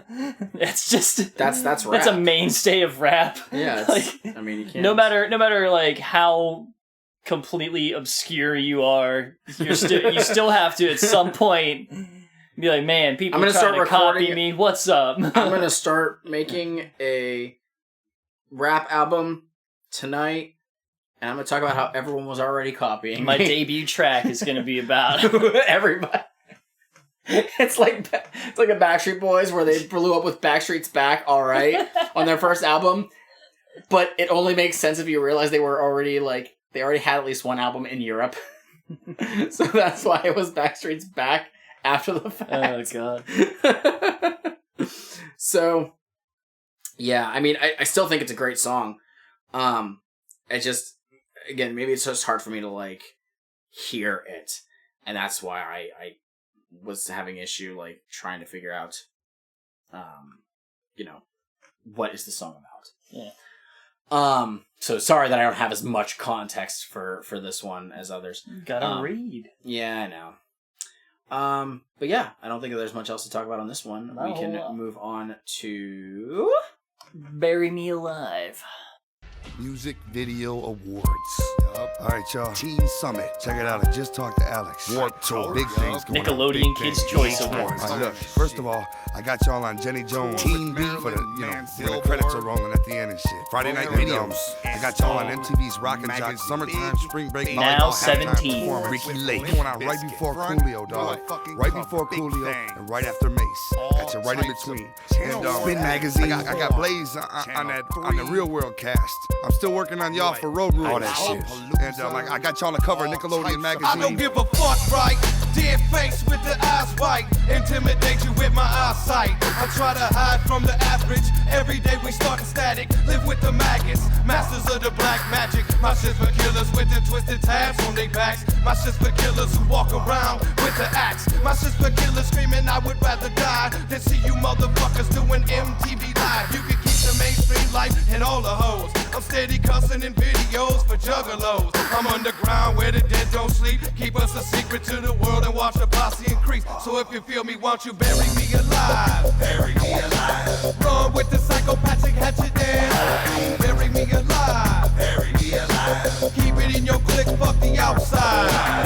Bury me alive. Bury me alive. Run with the psychopathic hatchet dance. Bury me Twiztid is for juggalos. Fuck everyone else. Don't let us be too popular or we can't be underground and cool anymore. We do like having money, though. I think that there's actually one thing that I was going to point out, because I feel like you would have, where they say a word that frustrates you. I missed it. Psychopathic. Oh. Doesn't really frustrate me. It's just... I did hear it. I was like... Eh. So, the reason why I was a little bit spaced out on the last track was because I was looking for a tweet that I saw a couple days ago. Somebody tweeted at Twiztid, saying, "Whatever happened to Bury Me Alive? Y'all straight sold the out." Sold the out. Oh. To which Twiztid said, "Really? It was us? You a fuck duck." You a fuck duck. That's what it says. Alright. To which the person responded, "Don't get me wrong, if you're happy with radio play and your current sound, more power to you, but I haven't felt you on this new CD." To which they respond, "You seem to be alone on that, but we would never put out music we don't feel or believe in." Twiztid, in the last couple of years, has started to grow a little bit more popular, and they've done like some interviews and shit. Generation Nightmare is easily their most promoted album. I mean, the track Magic Spells from their new album has been on the radio. Like, there are a number of radio stations, like hard rock stations, that have played it, and people are mad about it. And so that's why people are like, "Oh, Bury Me Alive, you're only supposed to do underground stuff. You're not supposed to do anything that's going to make you popular and get you money and be able to sustain your lifestyle and your families." Shut the fuck up. So, had I... Obviously, this is 20 plus years in the past. No one knew the kind of music that they were eventually going to feel like they wanted to make. Right. So you can't judge that. Had I been making music throughout my life, and had it been influenced by my tastes at the time, it would change a fucking lot. Oh yeah, definitely. And people would throw the same accusations at me, because that's just what happens. Your tastes change and you like different things. And sometimes those things are closer to what other people like, because it's just what fucking happens sometimes. Right. So I can bring up, I tried writing a horrorcore rap when I was in high school. And I don't remember all of it. I do remember one line, or at least the context of it, where I said that I was going to kill the person at the cell phone store with a razor. Not an actual razor, with my phone. Yeah. Okay? I don't remember the rest of this, but I remember that line. I remember that line. And I think about that now and I'm like, what the fuck? What the fuck was I thinking back then? I still think it's a clever line, but what the fuck was I thinking? So, if I take what I thought would have been fun to write then to now, I probably wouldn't have thought of that, but musically, it would still it would probably have had like a butt rocky feel to it. because I've come to really enjoy alternative rock, and like ever since then. Like when I was in high school, I didn't really listen to rock music that much. Like I listened to like Def Leppard, okay. But if I was making music back then, it was only gonna sound like fucking Eminem or 50 Cent or ICP, later on. Getting into like late in college up till now, still probably be rap, but it would sound more like Limp Bizkit or some shit like that. Well, I guess I listened to Limp Bizkit back then, but Theory of a Dead Man. Yeah, 3 Days Grace. they rap, they chop. But that's the thing. Like, you can't. I understand the idea of people getting mad about an artist quote unquote selling out, okay, because of artist integrity, and all that shit. You have to understand. The music industry does not pay well. No. You need to make music that, A, you do believe in, yes. Yeah. But also, like, if you have a fan base, yes, catering to them is great, and you do, but people have to live off of this. If that is their job, they have to live off of that. Twiztid, and I see it from both sides of the coin. Like, I hate it. There's 2 artists that instantly come to mind that I hate when they change their style, because I didn't listen to fucking anything after. The first was Black Eyed Peas. I hate them after, from, what's the album? The End, I believe. The one that had Boom Boom Pow. Yeah. From that album on, I don't like their music, because it took away from their hip-hop funk sound. Mm-hmm. Okay? And Linkin Park. Yeah. Menace to Midnight, I think, is a garbage album with, like, 4 good songs. They came back to form in their 5th album. I skipped 1,000 Suns. But the 5th album was the one that had, Burn It Down, I think is the name of the song. That album sounds like an updated version of their earlier CDs, and I like it. Okay. Now, granted, they were a mainstream band. They were going to sell regardless. Underground artists, yes, they're catering to their group of fans. Okay?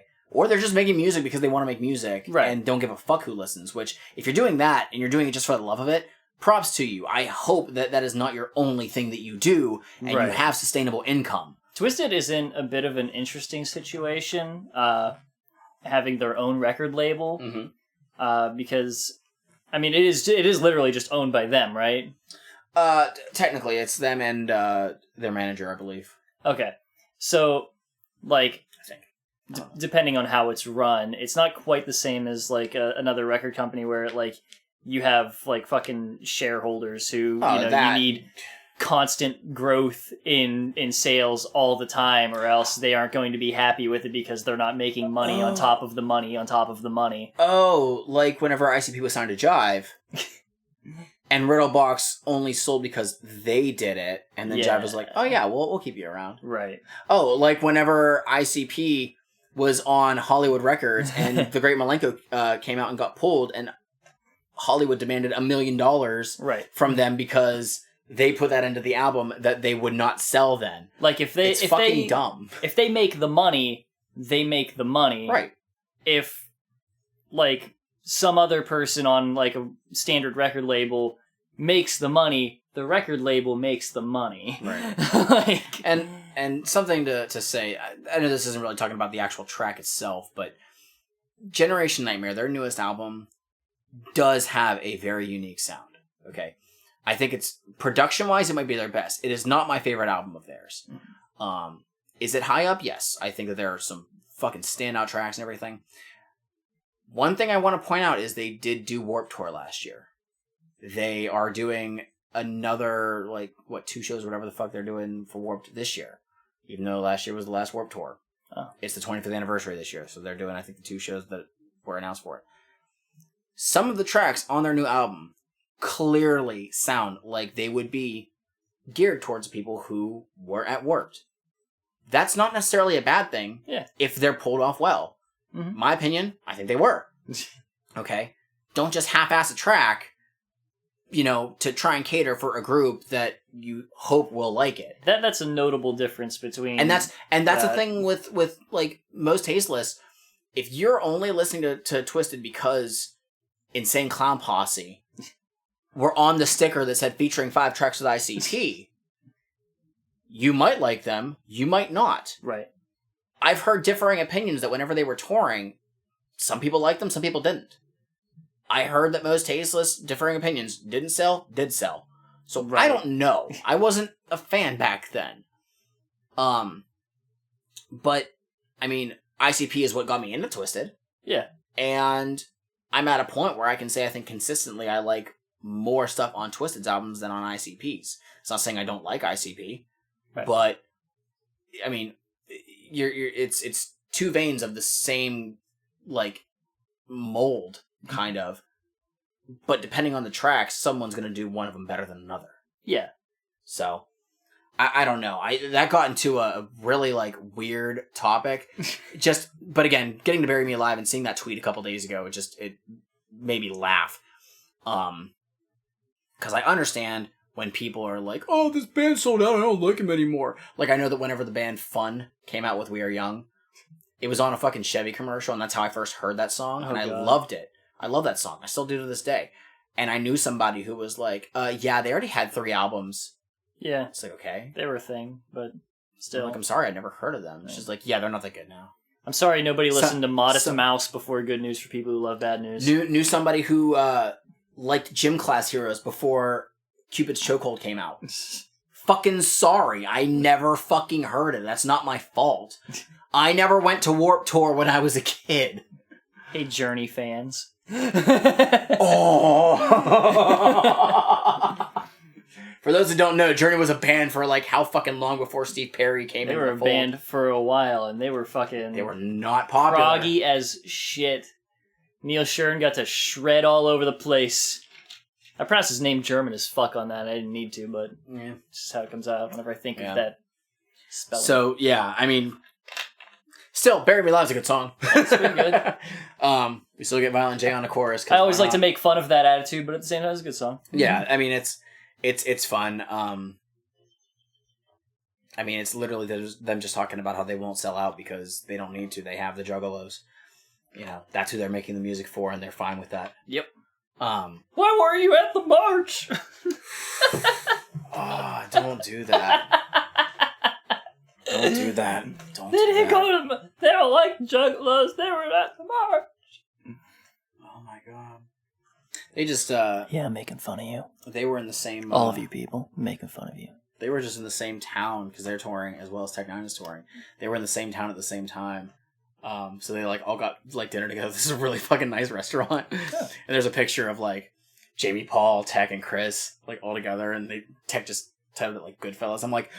Give me, like, a fucking EP or some shit of Twiztid, Tech, and Chris. I thought you were about to say that they were in the same town at the time of the March of the Juggalos. So no. They just, like, took a selfie by the Washington Monument, like, not at the march. No, but Tech wasn't there either.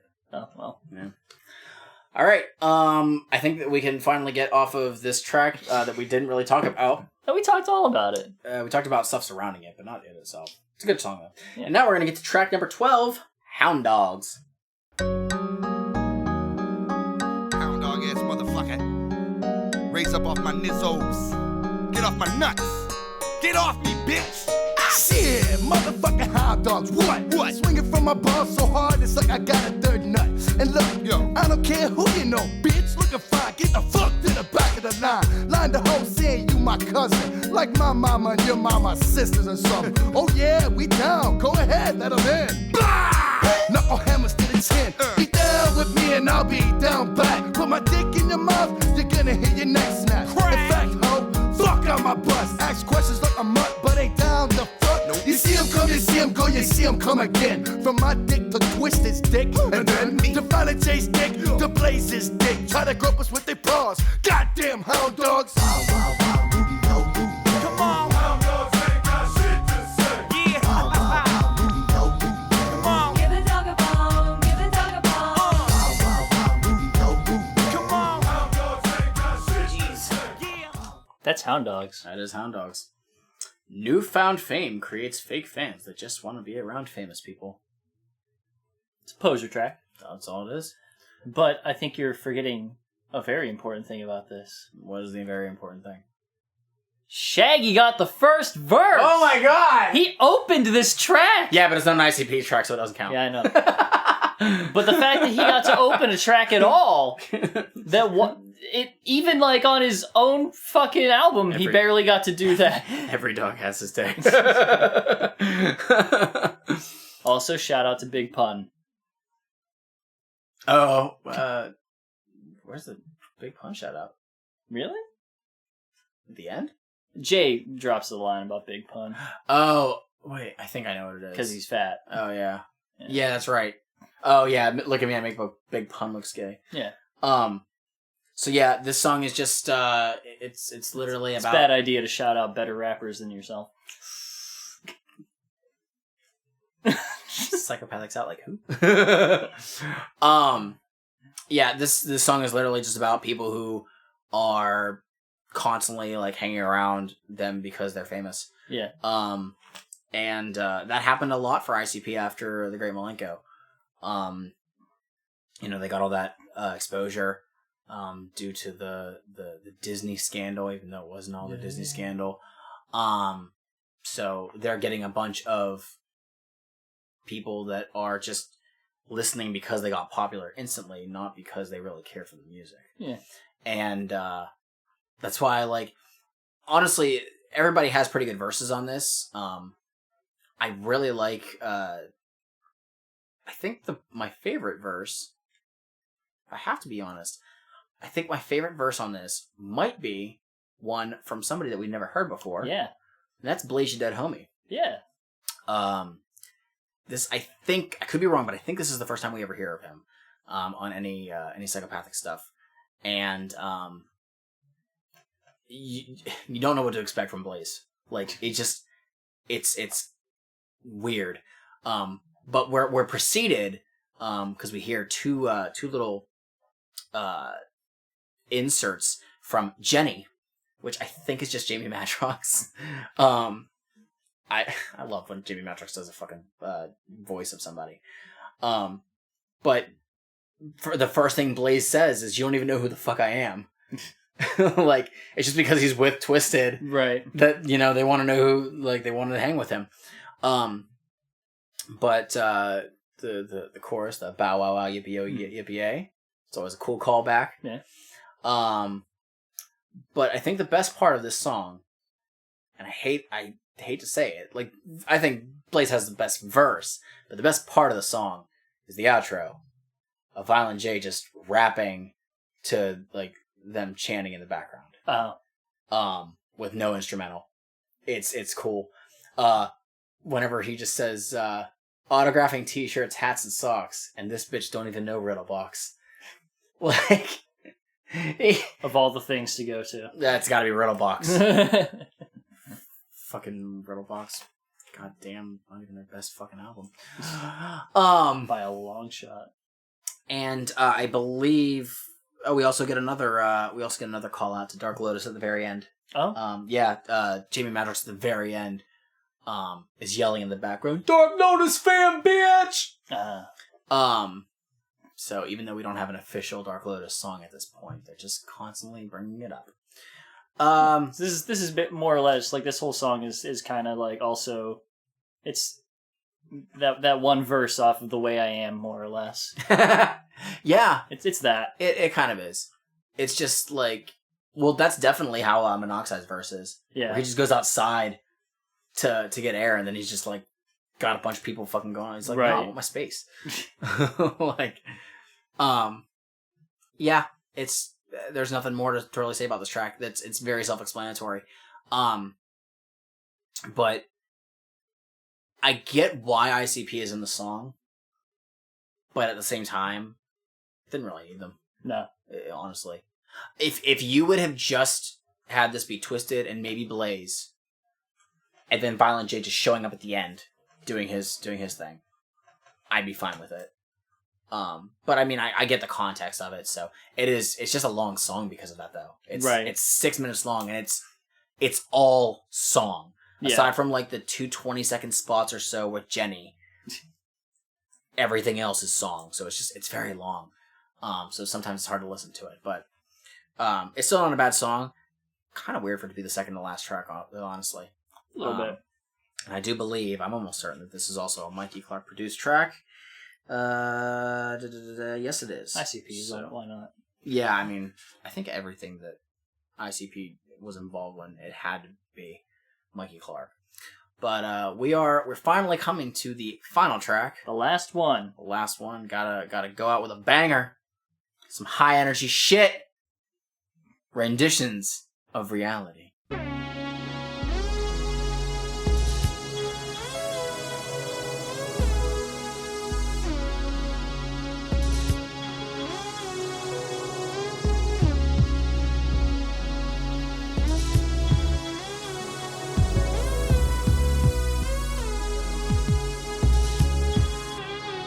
When you slip into reality, hoes wanna straddle me. Player haters wanna battle me, but I shed them all like calories. Prophecy preacher, lend your ear and I'll reach ya. And if you're willing to be taught, I'm a teacher. I'm not a people person. Truth is I can't stand too many people. So many fake the funk and perpetrating, call me evil. But evil is a harsh word. Tell the mockingbird that I said it. A man of my word, I won't regret it if I let it get to me like it get to them. I'm no better. The same message over and over with different sender. Player hating is an art of a scandalous and shafty person. Some do it oh so well, I'll be damned if they don't rehearse it. Disperse it to people like me and you every day, and they expect the common man to turn his cheek and walk away. And now I pray for an end of the madness. No more sadness shall fall to my people that preside to be the fattest. And all that they do and say, but overshadowed by a cloud turning night to day. It's so tremendous that you couldn't even walk away if you chose to. You even supposed to watch the ones you close to. Now that's insane. Tell me, will it change? I'm confused. Not a thing to lose. This shit is far from positive and saddens like the blues. Paying dues ain't the only part of duties that bestowed to the chosen. Spitting lyrics in the microphone and dodging player haters till my temper hit the ceiling. And this how they got a nigga feeling. I done fell into reality. Alright. You can just fucking go, man. It's a long verse. Yeah. This one's, this is a Psychopathic Records outro track. It is. Like, it's very much that kind of thing. I get vibes of Pass Me By. Yep. I really do. Mm-hmm. And that's not a bad thing. No. Because Pass Me By is a fucking great track. It sure is. The context for this song, I did like. There's a line that Madrox says in his, I think, second verse where he says, "Daddy died 11 years ago today." Madrox's father, if I remember correctly, because he does have a song later on where he explains about how his father passed away whenever he was, I think, in like high school or something. And that was like one of his biggest inspirations in life. So him, like, this song is very, very like close to heart. You can tell that they're kind of like laying it all out there. Of like, it's emotional. It really is. Yeah. Yeah, this song is still, it's one of the ones produced by the person who did those other tracks. It's not Mikey Clark. Really? Scott Sumner, yeah. Really? Yeah. You can, again, it's the mixing that I can tell the difference. Yeah, this song is just, it has that big feel. It's not grandiose like the latter part of Pass Me By is. But it has that sense of finality to it that, you know, okay, this is meant to cap off this album. It would be weird if this was somewhere else in the entire album. It has to be the end. Right. Like it's an interesting one. Like whenever I listen to it, like in at least the first verse, Jamie comes off with sort of like halfway to like a fuck the haters and fakers kind of thing. Mm-hmm. And then whenever Monoxide's verse hits, it's like grappling with like loss and loneliness and like shit that he's done, right? And you know, the idea of like free will and shit, and like what the fuck. Yeah, it's there's a lot to it. It's good shit. And I mean that this is a song that a lot of times I've just passed up because I'm not in the mood to listen to like a slower laid back track or whatever. But it's still it's laid back, but it's very engaging. Yes. It's a great track. The instrumental works great for it, because it kind of it has I don't know the word I want to use. It's got like a waviness to it. Yeah. And it kind of helps ride everything like to a smooth pace and a smooth ending. It works well. It's a nice floaty kind of synth in it. Like if you would have used if ICP used this instrumental on an outro track, it would work. Yeah, it really would. But again, this is, in my opinion, is the equivalent of Pass Me By. Right. It feels like that if you put ICP rapping their verses, like rapping Twiztid's verses on this, minus the N words, it would probably work too. But yeah, the only other thing, was there any other points that you wanted on this? No, that's about it. The only other thing was I had used the version that was on the original Mostasteless because we had a hidden track at the end. If we want to kick that, it starts at 7:09. That's good. We'll listen to a little bit of this. Since you're too fucking lazy to turn this shit off, and seeing how you're just sitting there listening, doing nothing, we figured we'd tell you a story. Let's see if you can figure out what I'm trying to say. Yeah.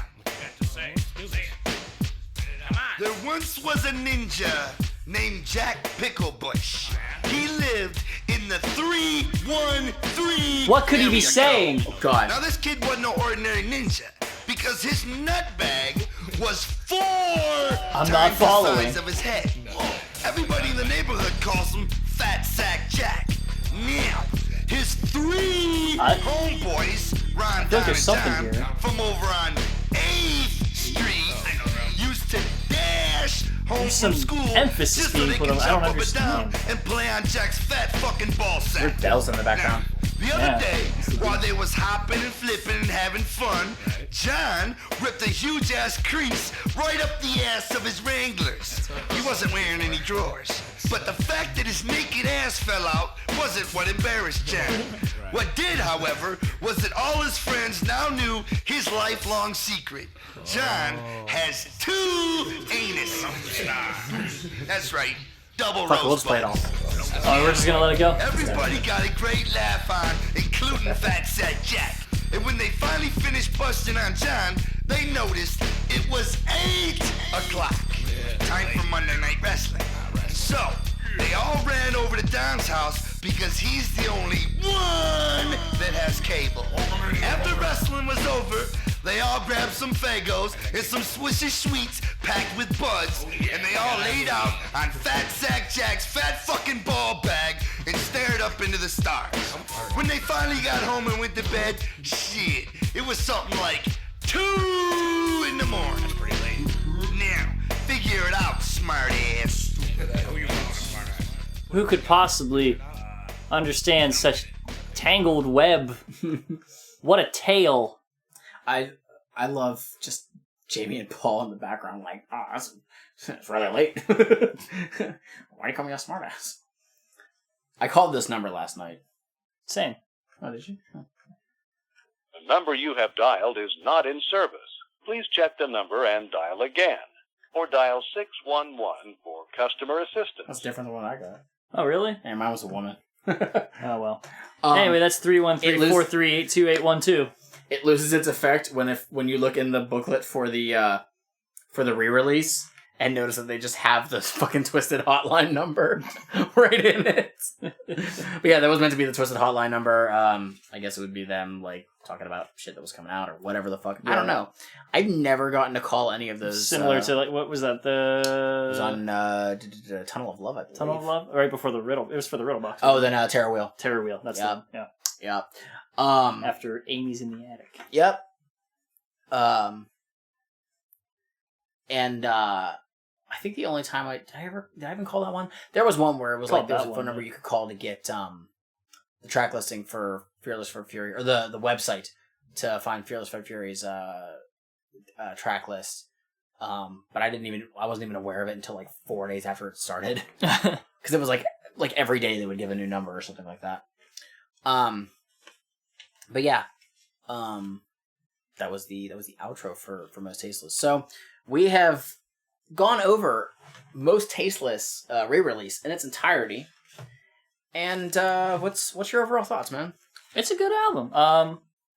You know, they have a much better grasp on hip hop in general than ICP, as far as I'm concerned.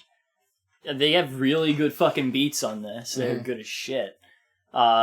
Really solid hooks all over the fucking place. Like, it is, like, honestly, front to back, minus $85 an hour. It is a really solid debut.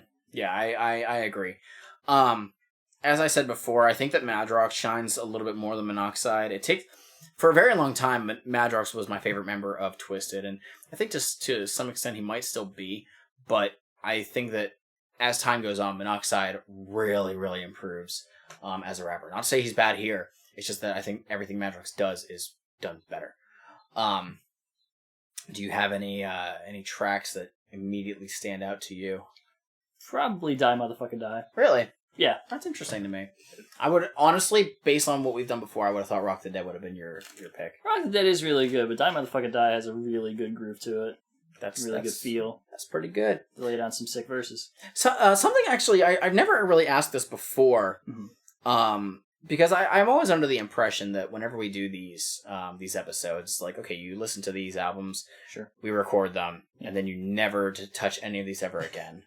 Are there any, like, songs from prior albums that you've been like, no, I'd listen to this, and, like, they've stayed on your iPhone? I mean, like, it takes me a while to delete anything off of it. I've left Great Malenko on there. Well, obviously Great Malenko, yeah. I mean, I've gone back and, like, Fuck Off is still on here. I'm sorry. It's very short. It doesn't take up much space. I can throw on Clown Love anytime. Because I was curious if there were any songs on this album in particular that you would keep. You said you like Die Motherfucker Die. I'd probably keep Die Motherfucker Die. I don't know, that's a tough one. But no $85. Definitely not. No, I will throw that one out right now. Get off. It's deleted. It's gone. $85 an hour has the distinct honor of being on fucking more goddamn CDs than anything else. Fucking why? It's been released like 5 times, like on various compilations and shit. Why do they waste the space? Be surprised. But yeah, it's a popular song amongst the Juggalos, apparently. That sucks. But yeah, Chicken Hunting. I still listen to that. It's fair. It's fair. It's a good version. It's a good, the Slaughterhouse mix. Damn it! Damn it! Damn it! Now coming to the ring. Wing.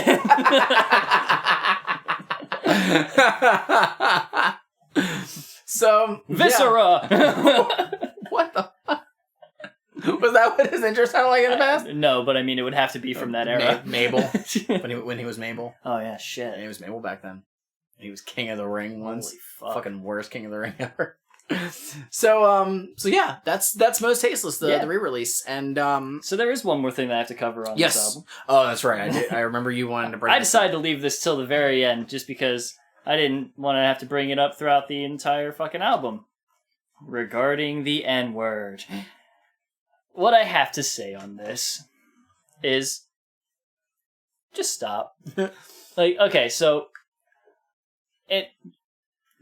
once again, as I've said this before, this is like an area that, like, as far as I'm going to step into it, as far as I feel like I belong in this, honestly, just stop is probably about as far as I should go. But I will step slightly over to here where I will say, like, I can recognize an amount of leeway for a person who has grown up without any kind of, like, understanding of things, right? Like, one can say that it's very difficult to not grow up understanding, like, the impact of that word and its usage.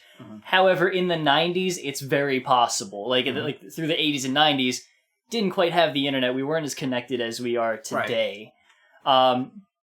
But then, like, once you do have that context of, you know, the rest of everything, you just kind of, like, stop. Like, whenever you have that understanding, you cut it from the vocab. And, like, there's just a point where it's like, okay, done, I'm cutting it. And while they may not do it in their music anymore, I did a bit of like research real quick just to see like some stuff on if they've ever said anything on it. They haven't, but like in interviews every once in a while, as I understand, Monoxide's still just kind of dropping that all over the place. To my knowledge, he casually drops it. Yeah. The thing that I've recognized, and this is not me speaking like for them or to make an excuse. The context that I see is where they grew up, who they grew up with. A lot of times we're seeing where the N-word is being used as a derogatory term for a black person. Mm-hmm. Okay? It happens constantly. That's why we're seeing, like, person fired from job for calling blah, blah, blah, the N-word. And you know what? Fucking right. If you're using it in that context, I understand. Yeah. My thing that I'm trying to grip with it, because there was a while where I didn't want to listen to it because of this. Right. Is, again, where they grew up and who they grew up with. When they were in House of Crazies with ROC. Right, yeah. ROC, if you don't know, is a black person. Yeah. They were saying this in their music then. Yeah. I'm guessing he gave them the N card. Like, he gave them their N-word card and was fine with it. Right. And I'm assuming other people that they grew up with were fine with it. Yeah. That's what I mean with, like, the context of, you know, the national context that they have to have at some point. And that's why, like, we hear it in this album. We definitely hear it in Freak Show, their next album. I think we might in Mirror Mirror. I don't know for sure. But it seems like nowadays, Madrox does not use it. However, as I mentioned before on the Don't Play This For Anyone, there's a hidden track on there. Monoxide definitely does. Yeah. And it is clearly something that was recorded within the last maybe 2 or 3 years, something like that. Right. So, yeah, it's really rough, and I try to just, like, ignore it because I understand, like, okay, in that song, Monoxide's doing a cover, and he's doing it word for word. Yeah. Does that justify it? No. No. It doesn't. Okay. It's just, it's a very rough subject. Or rather, it shouldn't be. Yeah, it means it should be pretty cut and dried. But it's no one is going to, unfortunately, come up with a consensus of what is good and what's bad on it. That's the whole thing. I mean, so, like... So that's the thing. That's like whenever it was, I don't know how fucking long ago it was.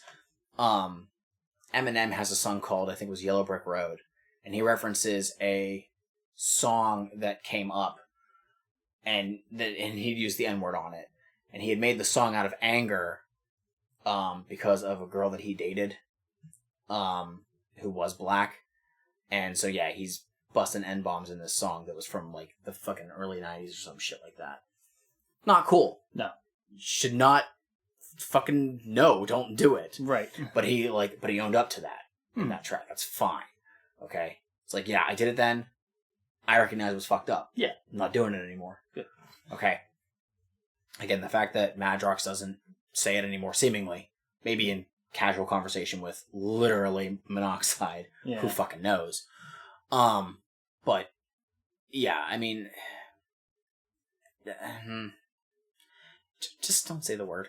Yeah, I mean, like, as white people, here's as far as really the conversation needs to go. Don't. Yeah, just don't. You know? There's no... But what if I want... No, just fucking no. Just don't. Like, it's not... Just don't do it. If one person says you can do it, no, it doesn't matter. Right. I think the only person who could say that you'd be fine doing it would be, like, Obama. Like, if Obama said that you could use the N-word... Ice-T. Like, thank you, Mr. President. If Ice-T...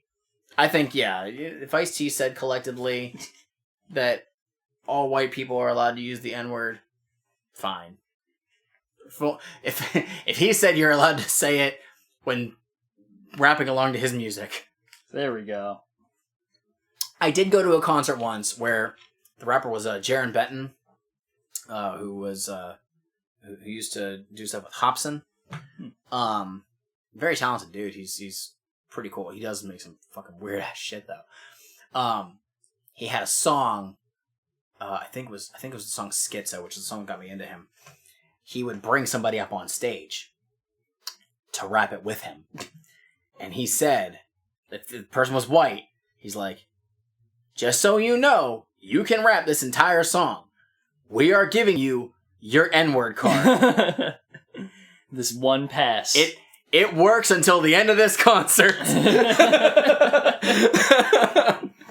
It's like, if the person who's doing the song tells me that I can, I guess it's fine. Like, if I knew all the words and I was up there, I'd probably still like turn away from the mic because I breathe away. I breathe away from the mic to breathe in. Yeah. but yeah, like, hey, he's saying like, no, you can rap your entire song. Fucking bust out that N-word. If Tay Zonde gives you a pass, bust a cap in that. Get out. Get out of my house. That's a Game Grumps reference. But you know what? Get out of my house. Then come back in and get out again. That would make this episode longer.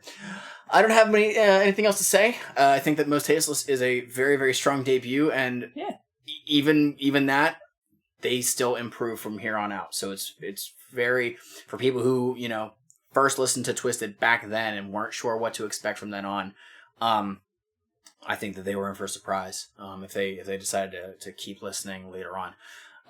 Not just with their own solo stuff, or their own group stuff, but the other groups they become involved with in the very near future. Real quick, Forgotten Freshness. When was that? Forgotten Freshness 1 and 2.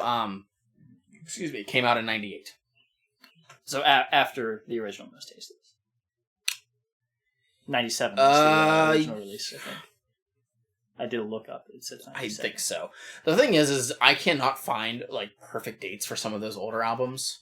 I get a year, but as far as like month and shit, it's very, very difficult. That's why I'm not sure if the Mostasteless re-release came out before or after Amazing Juggalo Brothers. Well, at the very least, I'm pretty sure whenever I was looking stuff up, the original Mostasteless was listed as 97. So right before Forgotten Freshness.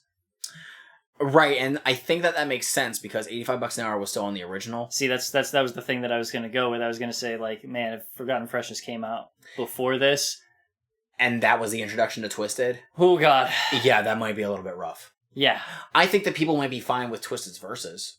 I guess, but I don't know. And again, Forgotten Freshness 1 and 2 was a national release. The original Forgotten Freshness was just Detroit. Okay. That did not have $85 an hour on it. Obviously. But people who are outside of Detroit may not have known who the fuck House of Crazies was. Right. So when they're saying, blah, blah, blah, Twiztid, and in the liner notes it's explaining who Twiztid is, that might be enough for people to be like, oh, okay, I'll check them out, or whenever they're fucking touring with ICP for the 7th time this year. Then we'll check them out. So yeah, it's such a strong album. The album itself is Twiztid. It is all over the place. There is no theme, and that is fine. You cannot look at these. If you're familiar with ICP at this point, you cannot look at this and think that it's a concept album. It's not a Joker's card. Right. I think legitimately, Twiztid has like one album like that, where it's a concept album, maybe one or two. But none of their albums are going to follow a specific theme per se, because they're just coming up with, or they're putting out songs that came to them and were what they believe was the best material they came up with to put out at that time. They're writing some good, like, diverse songs, good fucking everything. And there's people that aren't going to like that. They're going to, look at this album and be like, no, this doesn't sound like Malenko. I don't like it. And Malenko, there's a lot of things that are diverse about Malenko. Oh, yeah. But even so, there is a central theme to it. There is. Twiztid doesn't really have that with their albums, and many, many rap albums don't have that. It's just something to recognize. So, I don't have much else to say about this.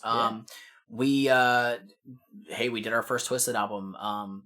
We are going to go back into ICP with our next episode. We will talk about my favorite album from the original deck, The Amazing Juggalo Brothers. Mm-hmm. And then we have... I'm trying to think about it properly. Have a decision to make. I believe that Psychopathic Riders Dumpin' is next, actually, after Juggalo Brothers. And then Psychopathics from Outer Space. From then on, we kick off into the 2000s, and shit gets pretty insane and diverse. Congratulations to the Instagram person that won the Twiztid thing. Yeah, she won that copy of the downloadable copy of Generation Nightmare. I do not remember her name. I'm sorry. It was Baby Blues and some numbers. Congratulations. I hope that you were actually a listener prior and you didn't just join because you saw the contest. But I hope you did. If you did, and now you're listening, then thank you for checking us out. We really appreciate that. Congratulations to the original Hocus Pocus for being better than the remix. Congratulations to Dead Body Man for not being a Juggalo classic. No, it's a 50-50. No, don't care. Congratulations to Mental Warp for being 50-50 on whether it sucks or not. Did somebody say that it was good? There's 2-2. Oh, really? Same with Dead Body Man. Was that on Facebook? Yeah. Oh, really? Polls, yeah. Shout out to First Day Out 98 for being vastly superior than the original one. And shout out to MS13. No, we're not doing Keep doing what you do. No! I refuse!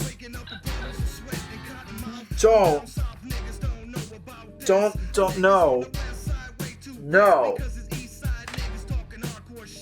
Finish your Fagos. Finish them fucking Fagos. I already did. Oh, god damn. I still had like half of mine.